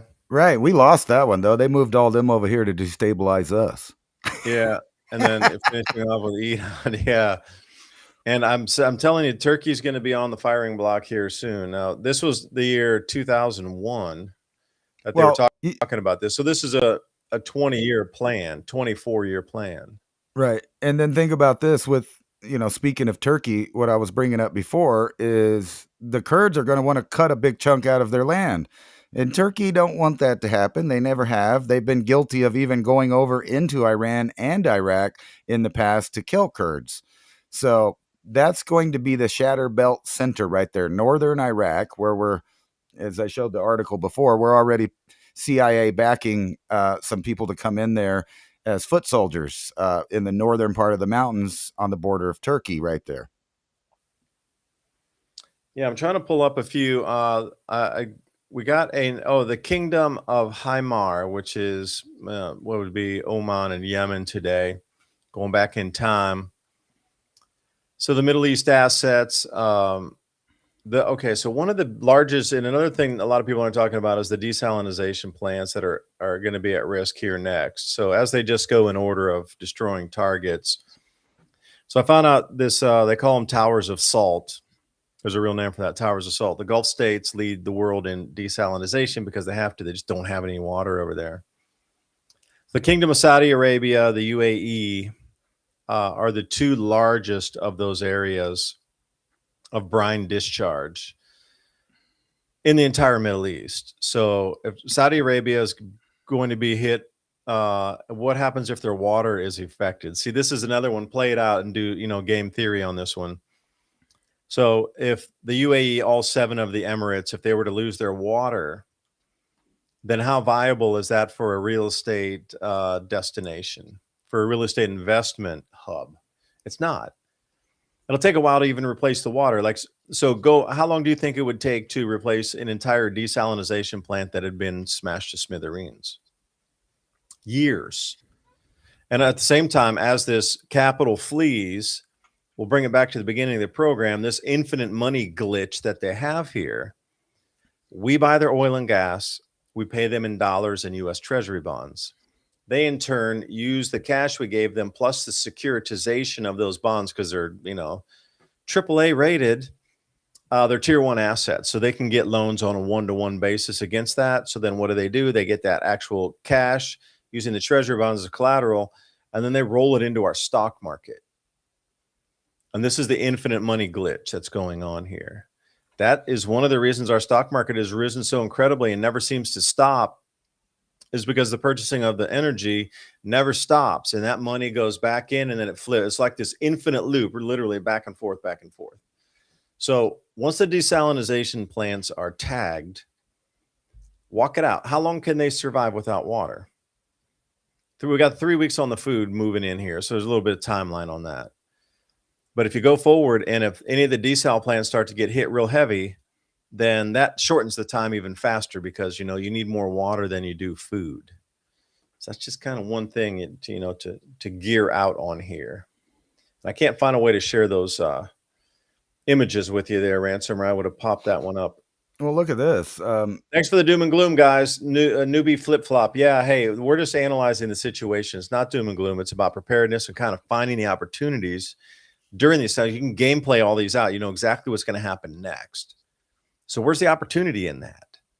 And how can you take advantage of that to then help other people of taking advantage of that opportunity, just seeing cycles in time, and already people forecasting out that are more smart than me, that are already, that's their genre of expertise. And they're telling you, based on these factors, this next thing should occur. If this war keeps moving forward, there's a whole set of factors that are going to roll in, and it's a time-based thing. And they're gaming it out. Okay, after a week, this happens, 7 days, 14 days, this happens, 21 days, this happens. Where's the opportunity in spotting those time differentials? Huge, huge. The most money ever made in the human planet, ever on planet Earth, will be made right now during these times. Right now, during these next, however long this lasts, more money will be made during this time right now than ever in human history. So take advantage of that. It's not doom and gloom, it's analysis. But thanks for the double espresso. Cheers. Yeah, well,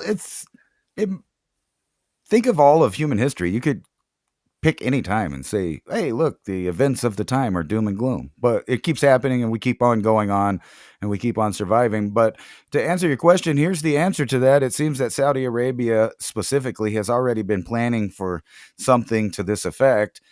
Because they've already started building and have been building this enormous tapping of the Arabian Peninsula ancient aquifer. So they got that down right there. They already pumping it out. Not too much desalination needed because this is coming deep from the aquifer. So they could grow stuff. They can filter it and drink it. They can do what they want. However, when you look at this map, where is it?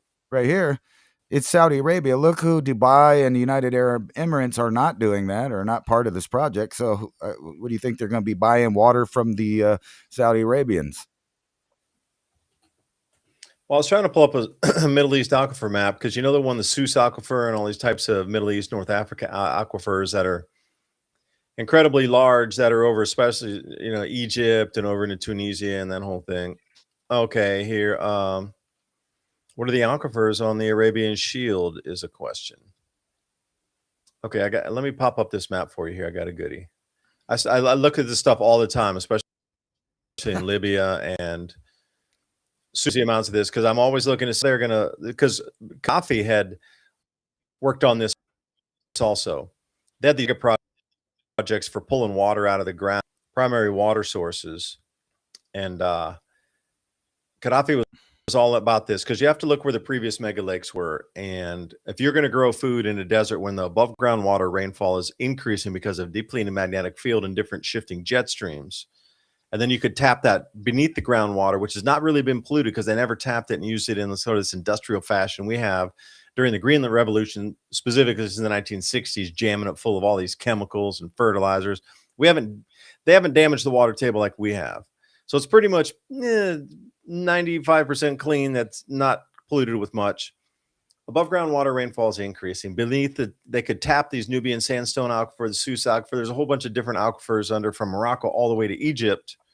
And that's what Gaddafi was trying to combine, was this large grow zone. paid for with gold or their gold dinar or whatever they're going to kind of put together, along with the oil sales and the food at the same time. And then that was taken apart, and we blew apart every single water works that they had done, and they were growing like 100,000 acres of sorghum down southern part of the country. And it was a test project, and they showed that they could grow at least 100,000 acres of sorghum, and that's a very water intensive plant, even more intensive than corn. And they were growing that in the middle of the desert, just from what they found in the Nubian sandstone aquifer. So here's your sock aquifer. That's the biggest one that's running across there. So the way you can and there it's even shown exploitable aquifer area. It doesn't show the depths or the cubic kilometers of water, and that's how you measure. So there's plenty of water underground, but are they really, how saline is it? Because you got to realize the refill is coming from the Red Sea, the Arabian Sea, and then from the Indian Ocean. So the refill points too, and this is what they found coming off the Mediterranean. You had to go about 200 miles in, and then it started to come out of that brackish into, like, it had been filtered enough through the sandstone about 200 miles off the coastline inward into the aquifer. So you need to measure about 200 miles from either saltwater source coming in, which the cleanest one, in my opinion, all the research I've done and for years and years on this sort of thing, would be the Manjur aquifer that sits right in the middle. Because that would be the cleanest one for me. Because if you're way over here in the yellow, right around Daman, you're too close to the coast. Again, desalinate it, but don't have a desalination plant. Good luck. So this Manjur in this bottom part of the sock, like right in here, would possibly a little tip of the red, but 50 cent view here, man, for you. So no. Yeah, that's this talking about that purple patch right there. Yeah, let me look on your map. Yeah, you see, right, it's going to have to be sort of central right in the middle, because using the demarcations of degrees, so each degree is 60 miles. So we're jumping on, what's that, 4-degree marks there. So every one of those degree marks is 240 miles. So just to revert, just kind of move it in and then go 240 miles off the coast. You're way in by the double capital M from Mahdi al-Manwar. You're at that kind of at the M, the large M. So you're already that far. You're halfway across. So the only good water there that's not going to be brackish is pretty much in that central area, right where the red arrow is. Follow that straight through. You already, they already had it. So that's the usable is limited there compared to places like Egypt and Tunisia and Morocco and Libya that are huge. They got tens of thousands of cubic kilometers of pristine water they could tap from. You know what's in Saudi Arabia, not so much. What's really funny about this is if we went back 20 years, we were probably talking about, T. Boone Pickens and the Bush family, and there's many others that were buying up all the aquifers and water rights all over the place. And then, we were also tripping on, hey, everybody's building more nukes, more nuclear nations are popping up. And when you put that into a new perspective now, it doesn't even seem to be about really controlling the water for human consumption in that way. Think about, they have vast reserves now owned by some of the richest people in the world that will control the aquifers. And those people are also invested in data centers. And then we get to this, what we were talking about at the break, is that whole industry is moving nuclear. They realize that it's the easiest, cheapest, most efficient way to own their own energy. They don't have to rely on the sun. They don't have to rely on another grid. And they'll probably even be sucking out of the traditional civilian grids, which, by the way, are probably about 60 years out of date and obsolete. Yeah, absolutely. And speaking of that with the water, I wanted to jump back over to buymeacoffee.com/civilization cycle. Someone, before we went on the break, I was going to read this comment here. Thank you for the triple double espresso. So it says, been reading family journals from the 1930s to present. Interested in similarities to the current unpredictable weather/growing seasons.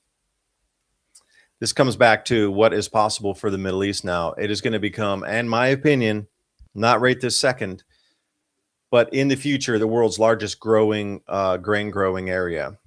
They'll get a double rotation crop, and if they start to pull that beautiful, pristine water out from beneath these massive areas in North Africa, they will have above ground precipitation increases, and beneath the water, then they can tap as much as they want.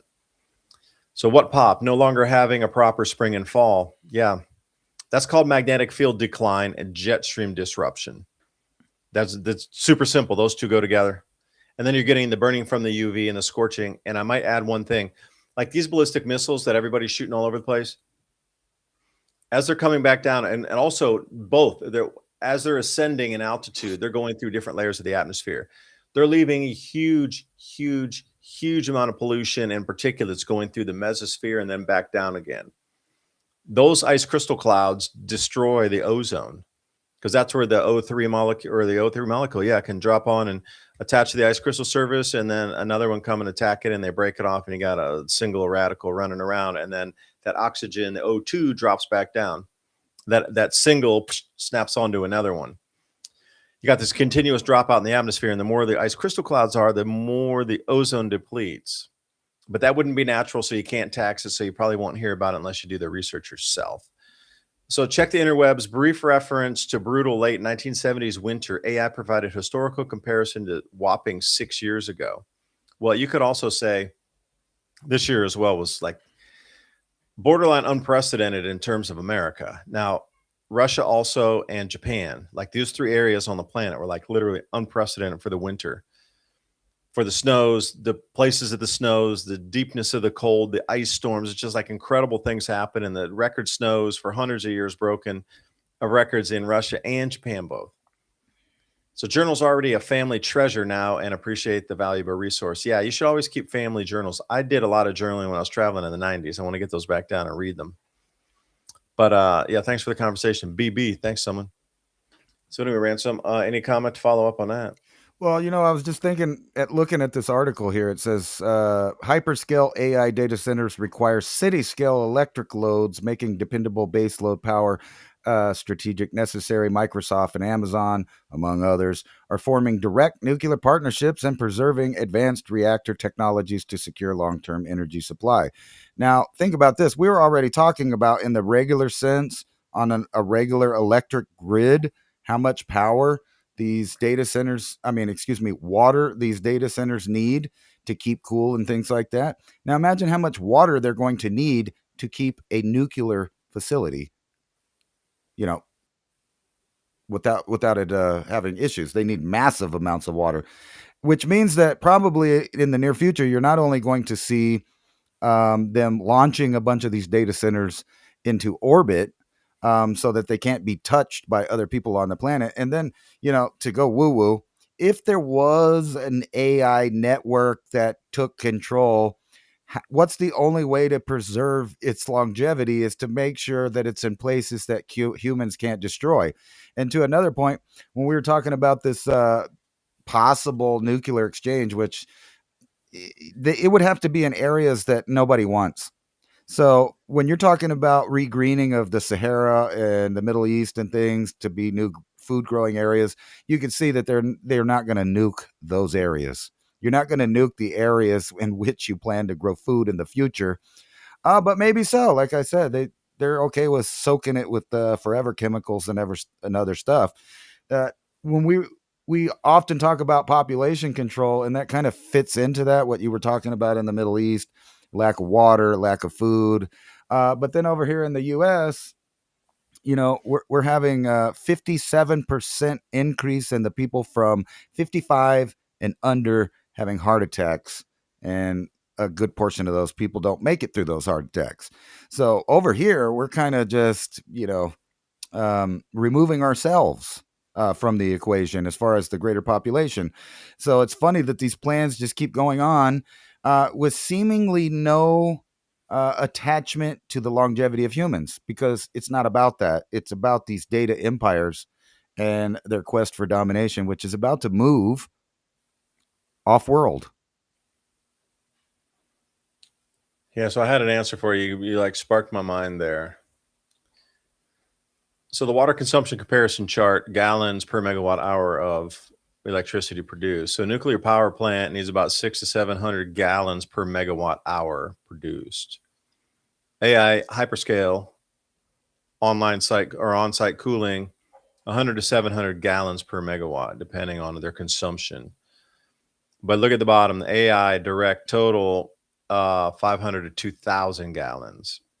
So even if you take the higher ranges of this, 700 for the nuclear plants and the higher end of the AI data centers, minus the total direct, indirect from power grids, you're still looking at 2,000. That's nearly a 3x. That's pretty like incredible. That's a lot. That's a lot. That's a real lot. So then So you can start to see why these billionaires have been buying the farmland. We were all hoodwinked thinking they were going to put up like GMO crops or something, but in reality, they were buying the water rights for the data centers. Plus, I might want to say one thing with that is, if you're buying farmland, what are you buying? You're buying a very large, flat, rectangular or square piece of property that is already sort of pre-graded to put a data center on it, and you get the water rights as well. yeah, it almost really makes sense why all of these municipalities and states and governments were, super anal about controlling all the water runoff and whether or not you were storing water and whether or not you put a pond on your land. They want all of it. They literally do want all of it. And now we can finally see a reason for it. Because, we've talked many times, the future of warfare and empire is the AI data centers. So they're going to have to create them land-based at first, but then they're going to start moving them off world so that it's a never ending system. It's a system that can never have a revolution at that point. Yeah, if I were to go off world into, well, there's no way to really get at it at that point. If you're talking about space lasers or whatever, whoever has weapon systems to shoot down ballistic missiles, see, if it's already up at that boundary layer, that's where the lasers could target those. So eventually, I would say that somebody's going to invent something that stays at a lower altitude that can come in at a different type of angle that won't have that threat with it with lasers. Because I think once you get above a certain layer of the atmosphere, that the space-based lasers that are protecting can target those much more efficiently and easily if they're getting up toward the same altitudes versus something that's far down. They're going to have to go through, different types of pollutions and particulates and, try to get it being at equivalent altitude is going to be way easier. So these different types of missiles that are being developed that can move in transit and thing, that was the thing that they did to outsmart the system now. But now we're going to be dealing with lasers that can target in on that. Then I bet the entire system is going to have to move to a lower altitude operation on it to stay away from those lasers, because the further away you are and the more debris, smoke, dust, whatever in front of you. Yeah, I'm talking even up at, a couple 100,000 feet. Usually when meteorites come in or whatever, they leave that smoke and dust trail. That kind of stuff is all Right. reflective up there. Lasers don't like reflective things. They like pure, clear, go through, right? Right. So eventually, weapon systems we're gonna have to develop to be lower altitude operation. Then you're gonna have to hide from the space-based lasers. Right.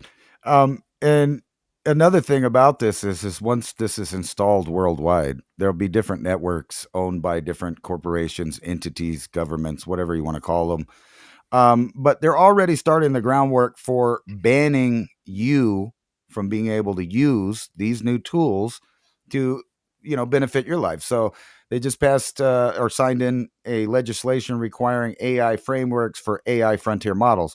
So what that basically means is people in New York are not going to be allowed to Grok or Google or Chat GPT health information, tech information, and other information that the government there deems it a direct competition for their message. So they don't want you going to look up what it is. They don't like a community note every time that they post something and things like that. So what they're doing is they're passing laws where you can't even use the software to do anything. And it gets into disruptive technologies. Earlier, I posted a video of a Tucker Carlson interview with this guy from the What If Files, I think it is, or something like that. But anyway, he's got a goldfish. It's kind of interesting. I forget the hecklefish. right. And he was talking about all of the different people over time that have invented things that were considered disruptive technology, all the way from cars that run on water to, machines that pull energy right out of the ether or the universe or whatever you want to call it. Evidently, all of these things have already been invented and they've been deemed, technologically disruptive. And if you have a car that gets better than 20% efficiency, they're going to ban it. They don't want it because they have a monopoly on this. So what do you think is going to happen when we move over into the AI everything, electronic everything? Well, there's going to be laws put into place where you can't write certain code, where you can't create certain devices that go around their programming. We've always talked about, a prison planet and things like that. Well, they're installing the bars, but the thing is that we as people, we don't even have to use most of that stuff.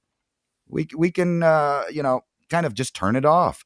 The problem is it's not going to go away just because you ignore it. And eventually it's going to intrude into your life. So we're going to have to come up with some system, a counterbalance. Not that there ever has been one, but eventually there needs to be some kind of singularity where individual freedom is equal to, I guess, governance. And that's never really happened before. And I don't think it's even here in the freest country in the world. Yeah, and again, let's talk about metals for just a second. So all this, what we're talking about, requires superconductor chips, nonstop manufacturing, memory, everything that's being constricted right now. Metals as well, copper and silver. So I got one for you. Copper production could get hit as well. It's out of the Middle East. 90% of sulfur imported into Africa is from the Middle East and passes through the Strait of Hormuz. Traders are already struggling to source sulfuric acid, and this is a process used for copper oxide operations. The oxide copper is the dominant ore source of copper produced across Africa, pretty much. Incredibly, detrimental to the environment as well. That's where they get those leach fields. They get those like slurry dams that break and cover villages up, this kind of stuff. They only have 3 weeks of this copper, and at that point, the sulfuric acid, if it does in the sulfuric products, if they cannot get to Africa after 3 weeks, all of Africa's copper production stops. They don't talk about any backstops. Does anybody have any real extra? Do they keep an extra warehouse full of it in case of a rainy day? I don't know. This one just says if the disruption lasts longer than 3 weeks, copper oxide operations will have to close as they've run out of the acid. So see, everything that this system is going to be built upon requires these inputs. It requires constant electricity, constant water, and constant supply of metals. And the metals, the gold, silver, well, mainly silver, and also copper. If we're going to get into a point where copper is not going to be produced by the largest continent on the planet, then that's already going to start rolling back some of these things that have been in our mind planted already, that we're growing the seeds by thinking about it. Silver production is going to be affected as well. Like everything's going to be affected during this shutdown. And then here's another one. This is off William Middlecoop. He's a mining guru. This guy, got to check out this guy's name is Middlecoop. Hey, shout out if you're listening. I do watch your stuff quite a bit. And the Qualitum of Qatar supplies 9% of global aluminum. That is totally shut down at the moment as well. Also, the smelters are going to take 6 to 12 months to fully restart. So 9% of global aluminum is completely off supply, and it will take it 6 months to a year to start it back and get it back on supply.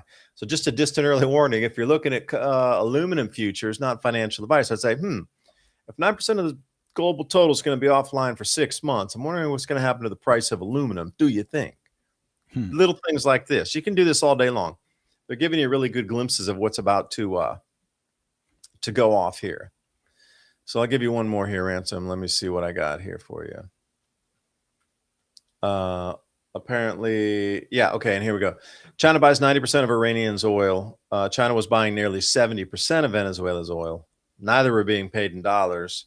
And now China has stopped all exports of gold or of gasoline, diesel, kerosene, any types of oil products, lubricants, everything is gone.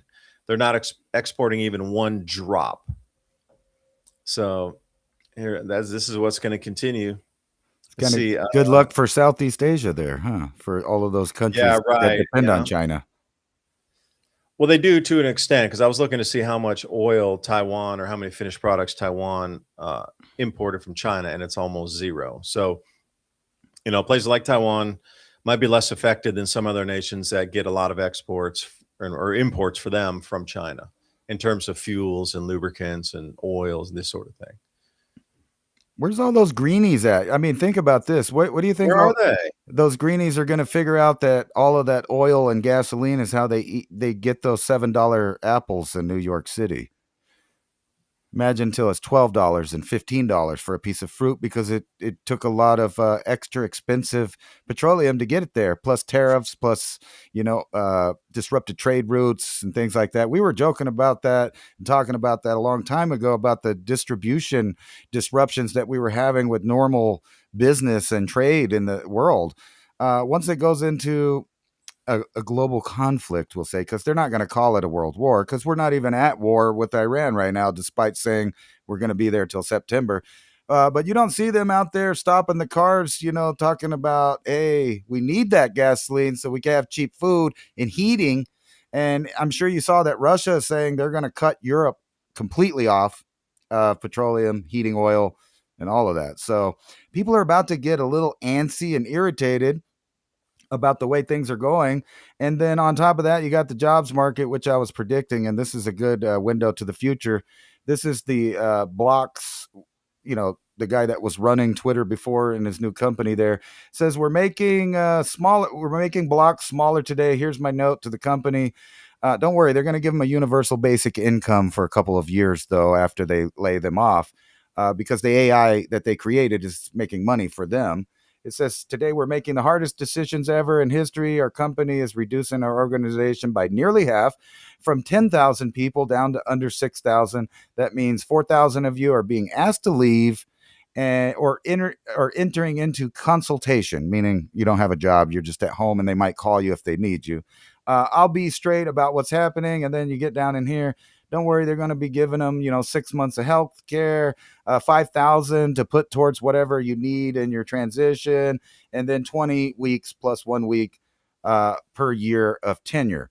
So basically, that's their nice severance check. A lot of these companies aren't even going to offer that. They're just going to cut, and then they're not going to hire anymore because these data centers literally are human competition to employment, water, and food and electricity. We now have a real non-human competitor for everything. Imagine. Yeah, and it's going to continue because that thing is not going to get smaller unless these very critical things it needs to grow are cut off. And Iran seems to be cutting them off, which is like, again, it comes into I know we're getting late in the hours here for the woo factor, but if you're looking at this thing in a logical sense, where this behemoth of AI is just like rolling over humanity, it is taking every resource that we as humans need, but it is also vulnerable because it needs all the resources that are coming out that humans need, that humans produce, like the copper and the silver and the pipes that bring the water to it. And here's Iran stopping all of that in its tracks to stop at least African copper production, to stop the oil itself, the energy from coming out, which is going to disrupt economies, which is then going to disrupt the manufacture of all the things that the AI data centers need to a point. If they're profitable enough, they can have their own, supply chains within that. But if it relies on a larger industry, such as, the whole high tech, Korea, Japan, Taiwan, semiconductor industries, if those were to go offline or be taken over, something hinders that, then everything pushes back half a decade or more. And these things that were forecast to be by 2030 get just off the shelf back 5 to 10 years, and maybe that's the time that gives humanity to figure this all out. Because the only thing that can stop it is something of this large proportion that literally stops the supply chains of the world, and it stops the growth and the expansion of what this AI needs to grow itself. And it's such a bizarre thought to think about that, you know? Right. Because we were talking forever, like, how is this thing going to stop? Who's going to stop this AI? How is this AI going to get stopped? And here we are. It's getting hindered because of all of this conflict over there. Will history look back and say Iran was the one who stopped the AI from devouring humanity? Right. Yeah, Well, right. That's right. Right. It is like that. devour As us. bizarre as it sounds, you And know? then think about that. What place do, the poor common person have in this new world?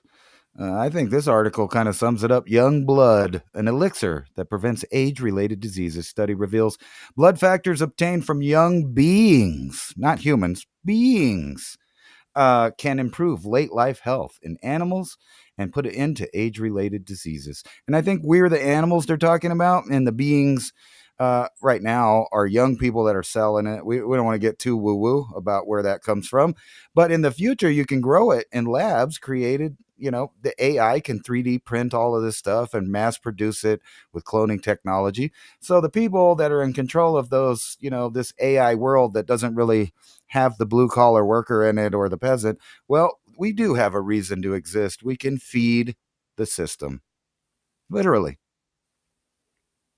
Wow, you're just building it up there, Ransom. Anyway, Yeah, all of you having great hopes for your children. They're nothing going to be blood donors. Like, what the hell? It's not, almost like some bizarre movie where they're stuck on a wall and they're just continually sucked of their blood of enough just to keep them alive. But they continuously are a harvestable resource. Because I've gone into the points before of, is this planet a farm? Is this earth a farm? And we are being farmed here. And the farming techniques are what you know as nations. The technique of it's a democracy, it's a constitutional republic, it's communist, it's socialist. These are farming techniques as it would be organic farming, high intensity chemical agriculture farming, no-till farming, like whatever types of techniques you could use for agriculture. It's the same thing. Like our governmental systems are in a different fashion farming the way human behavior is, human emotion is. If something were ethereal that was going to be feeding off of that, then the farming techniques would be different to supply different sustenance for different ethereal beings. And I've thought about this, and now I'm back into this whole thing. What if Iran really is the one that stops AI? yeah. Yeah. No, I haven't been drinking or smoking anything tonight. Like, like those are just the thoughts that are like in reality around us that make more sense than everything we're being told. right. Speaking of that, on the last note here, I was going to say something that has nothing to do with this article here, but I'm a longevity doctor. This is why I'll never give up alcohol, and it goes into drinking a couple of drinks of actual real alcohol, like wine or something that you moonshined at your house. Probably 2 drinks of that a day, not the high fructose corn syrup, beer, and other products you find at the convenience store, but like homemade real alcohol that's made in the right way could add years to your life. And the unrelated thing I was thinking of is when you were talking about the farming, for some reason this idea popped in my head that I was watching this major big old robot thing go over the crops in China, zapping everything with lasers, killing all the weeds. And we've talked about that before. But I was sitting there thinking, how long until those weed species mutate to where they can handle large amounts of light, or to start growing in places that they didn't normally grow? And then will we have an epidemic of unedible plants taking over everything that have been genetically modified and tested and tested with outside stimuli to try to get rid of them? Like those weeds that are resistant to Monsanto already. The Frankenweeds. Let that be thy sustenance for some of you over there. We're just But anyways, kidding. We're just kidding. It's None of a that real bad stuff is going to happen. Rainbows are going to happen. Everything's going to work out glorious. No doom, no gloom. no doom, no gloom. Just look at it as an opportunity. And when I say that, it's an opportunity for a reset in humanity as well. Like coming out of the Kali Yuga, as we talked about last week, the vibrational frequency is raising every day. Like this old power system just really can't hold state anymore. This is our last grasp at trying to hold it together. You can look at it in different ways. I'm looking at it as a possibility for whatever is happening out there to break us free of this old, and I hate to use the word matrix, but this construct that we were in that doesn't fit anymore vibrationally. You know, if you're tuning a radio station, we're tuning into the next station where that old system, well, we're moving out of that. So you can look at it in different ways. And then, you know, the things that are being disrupted right now, there's financial opportunity for a lot of people out there if you can see that coming off, because taking 9% or 20% or something offline for a year out of an industrial system that's been built and relying upon that, price is just going to do something different. So I do appreciate you watching. Hope you got something out of our talk. David Dubine signing off here with Ransom Godwin. Pass the peace and love across through, because that is more powerful than all of this destruction that we're seeing. Please support our sponsors, and those links are in the description box below. Every purchase you make helps keep this podcast and live radio show on air, bringing information just like this every single Thursday night, 10 p.m. to midnight, streaming off of Rumble, X, YouTube, and Vigilante TV. Where else are we at? I would have to see for tonight. But anyway, I just want to say thank you, and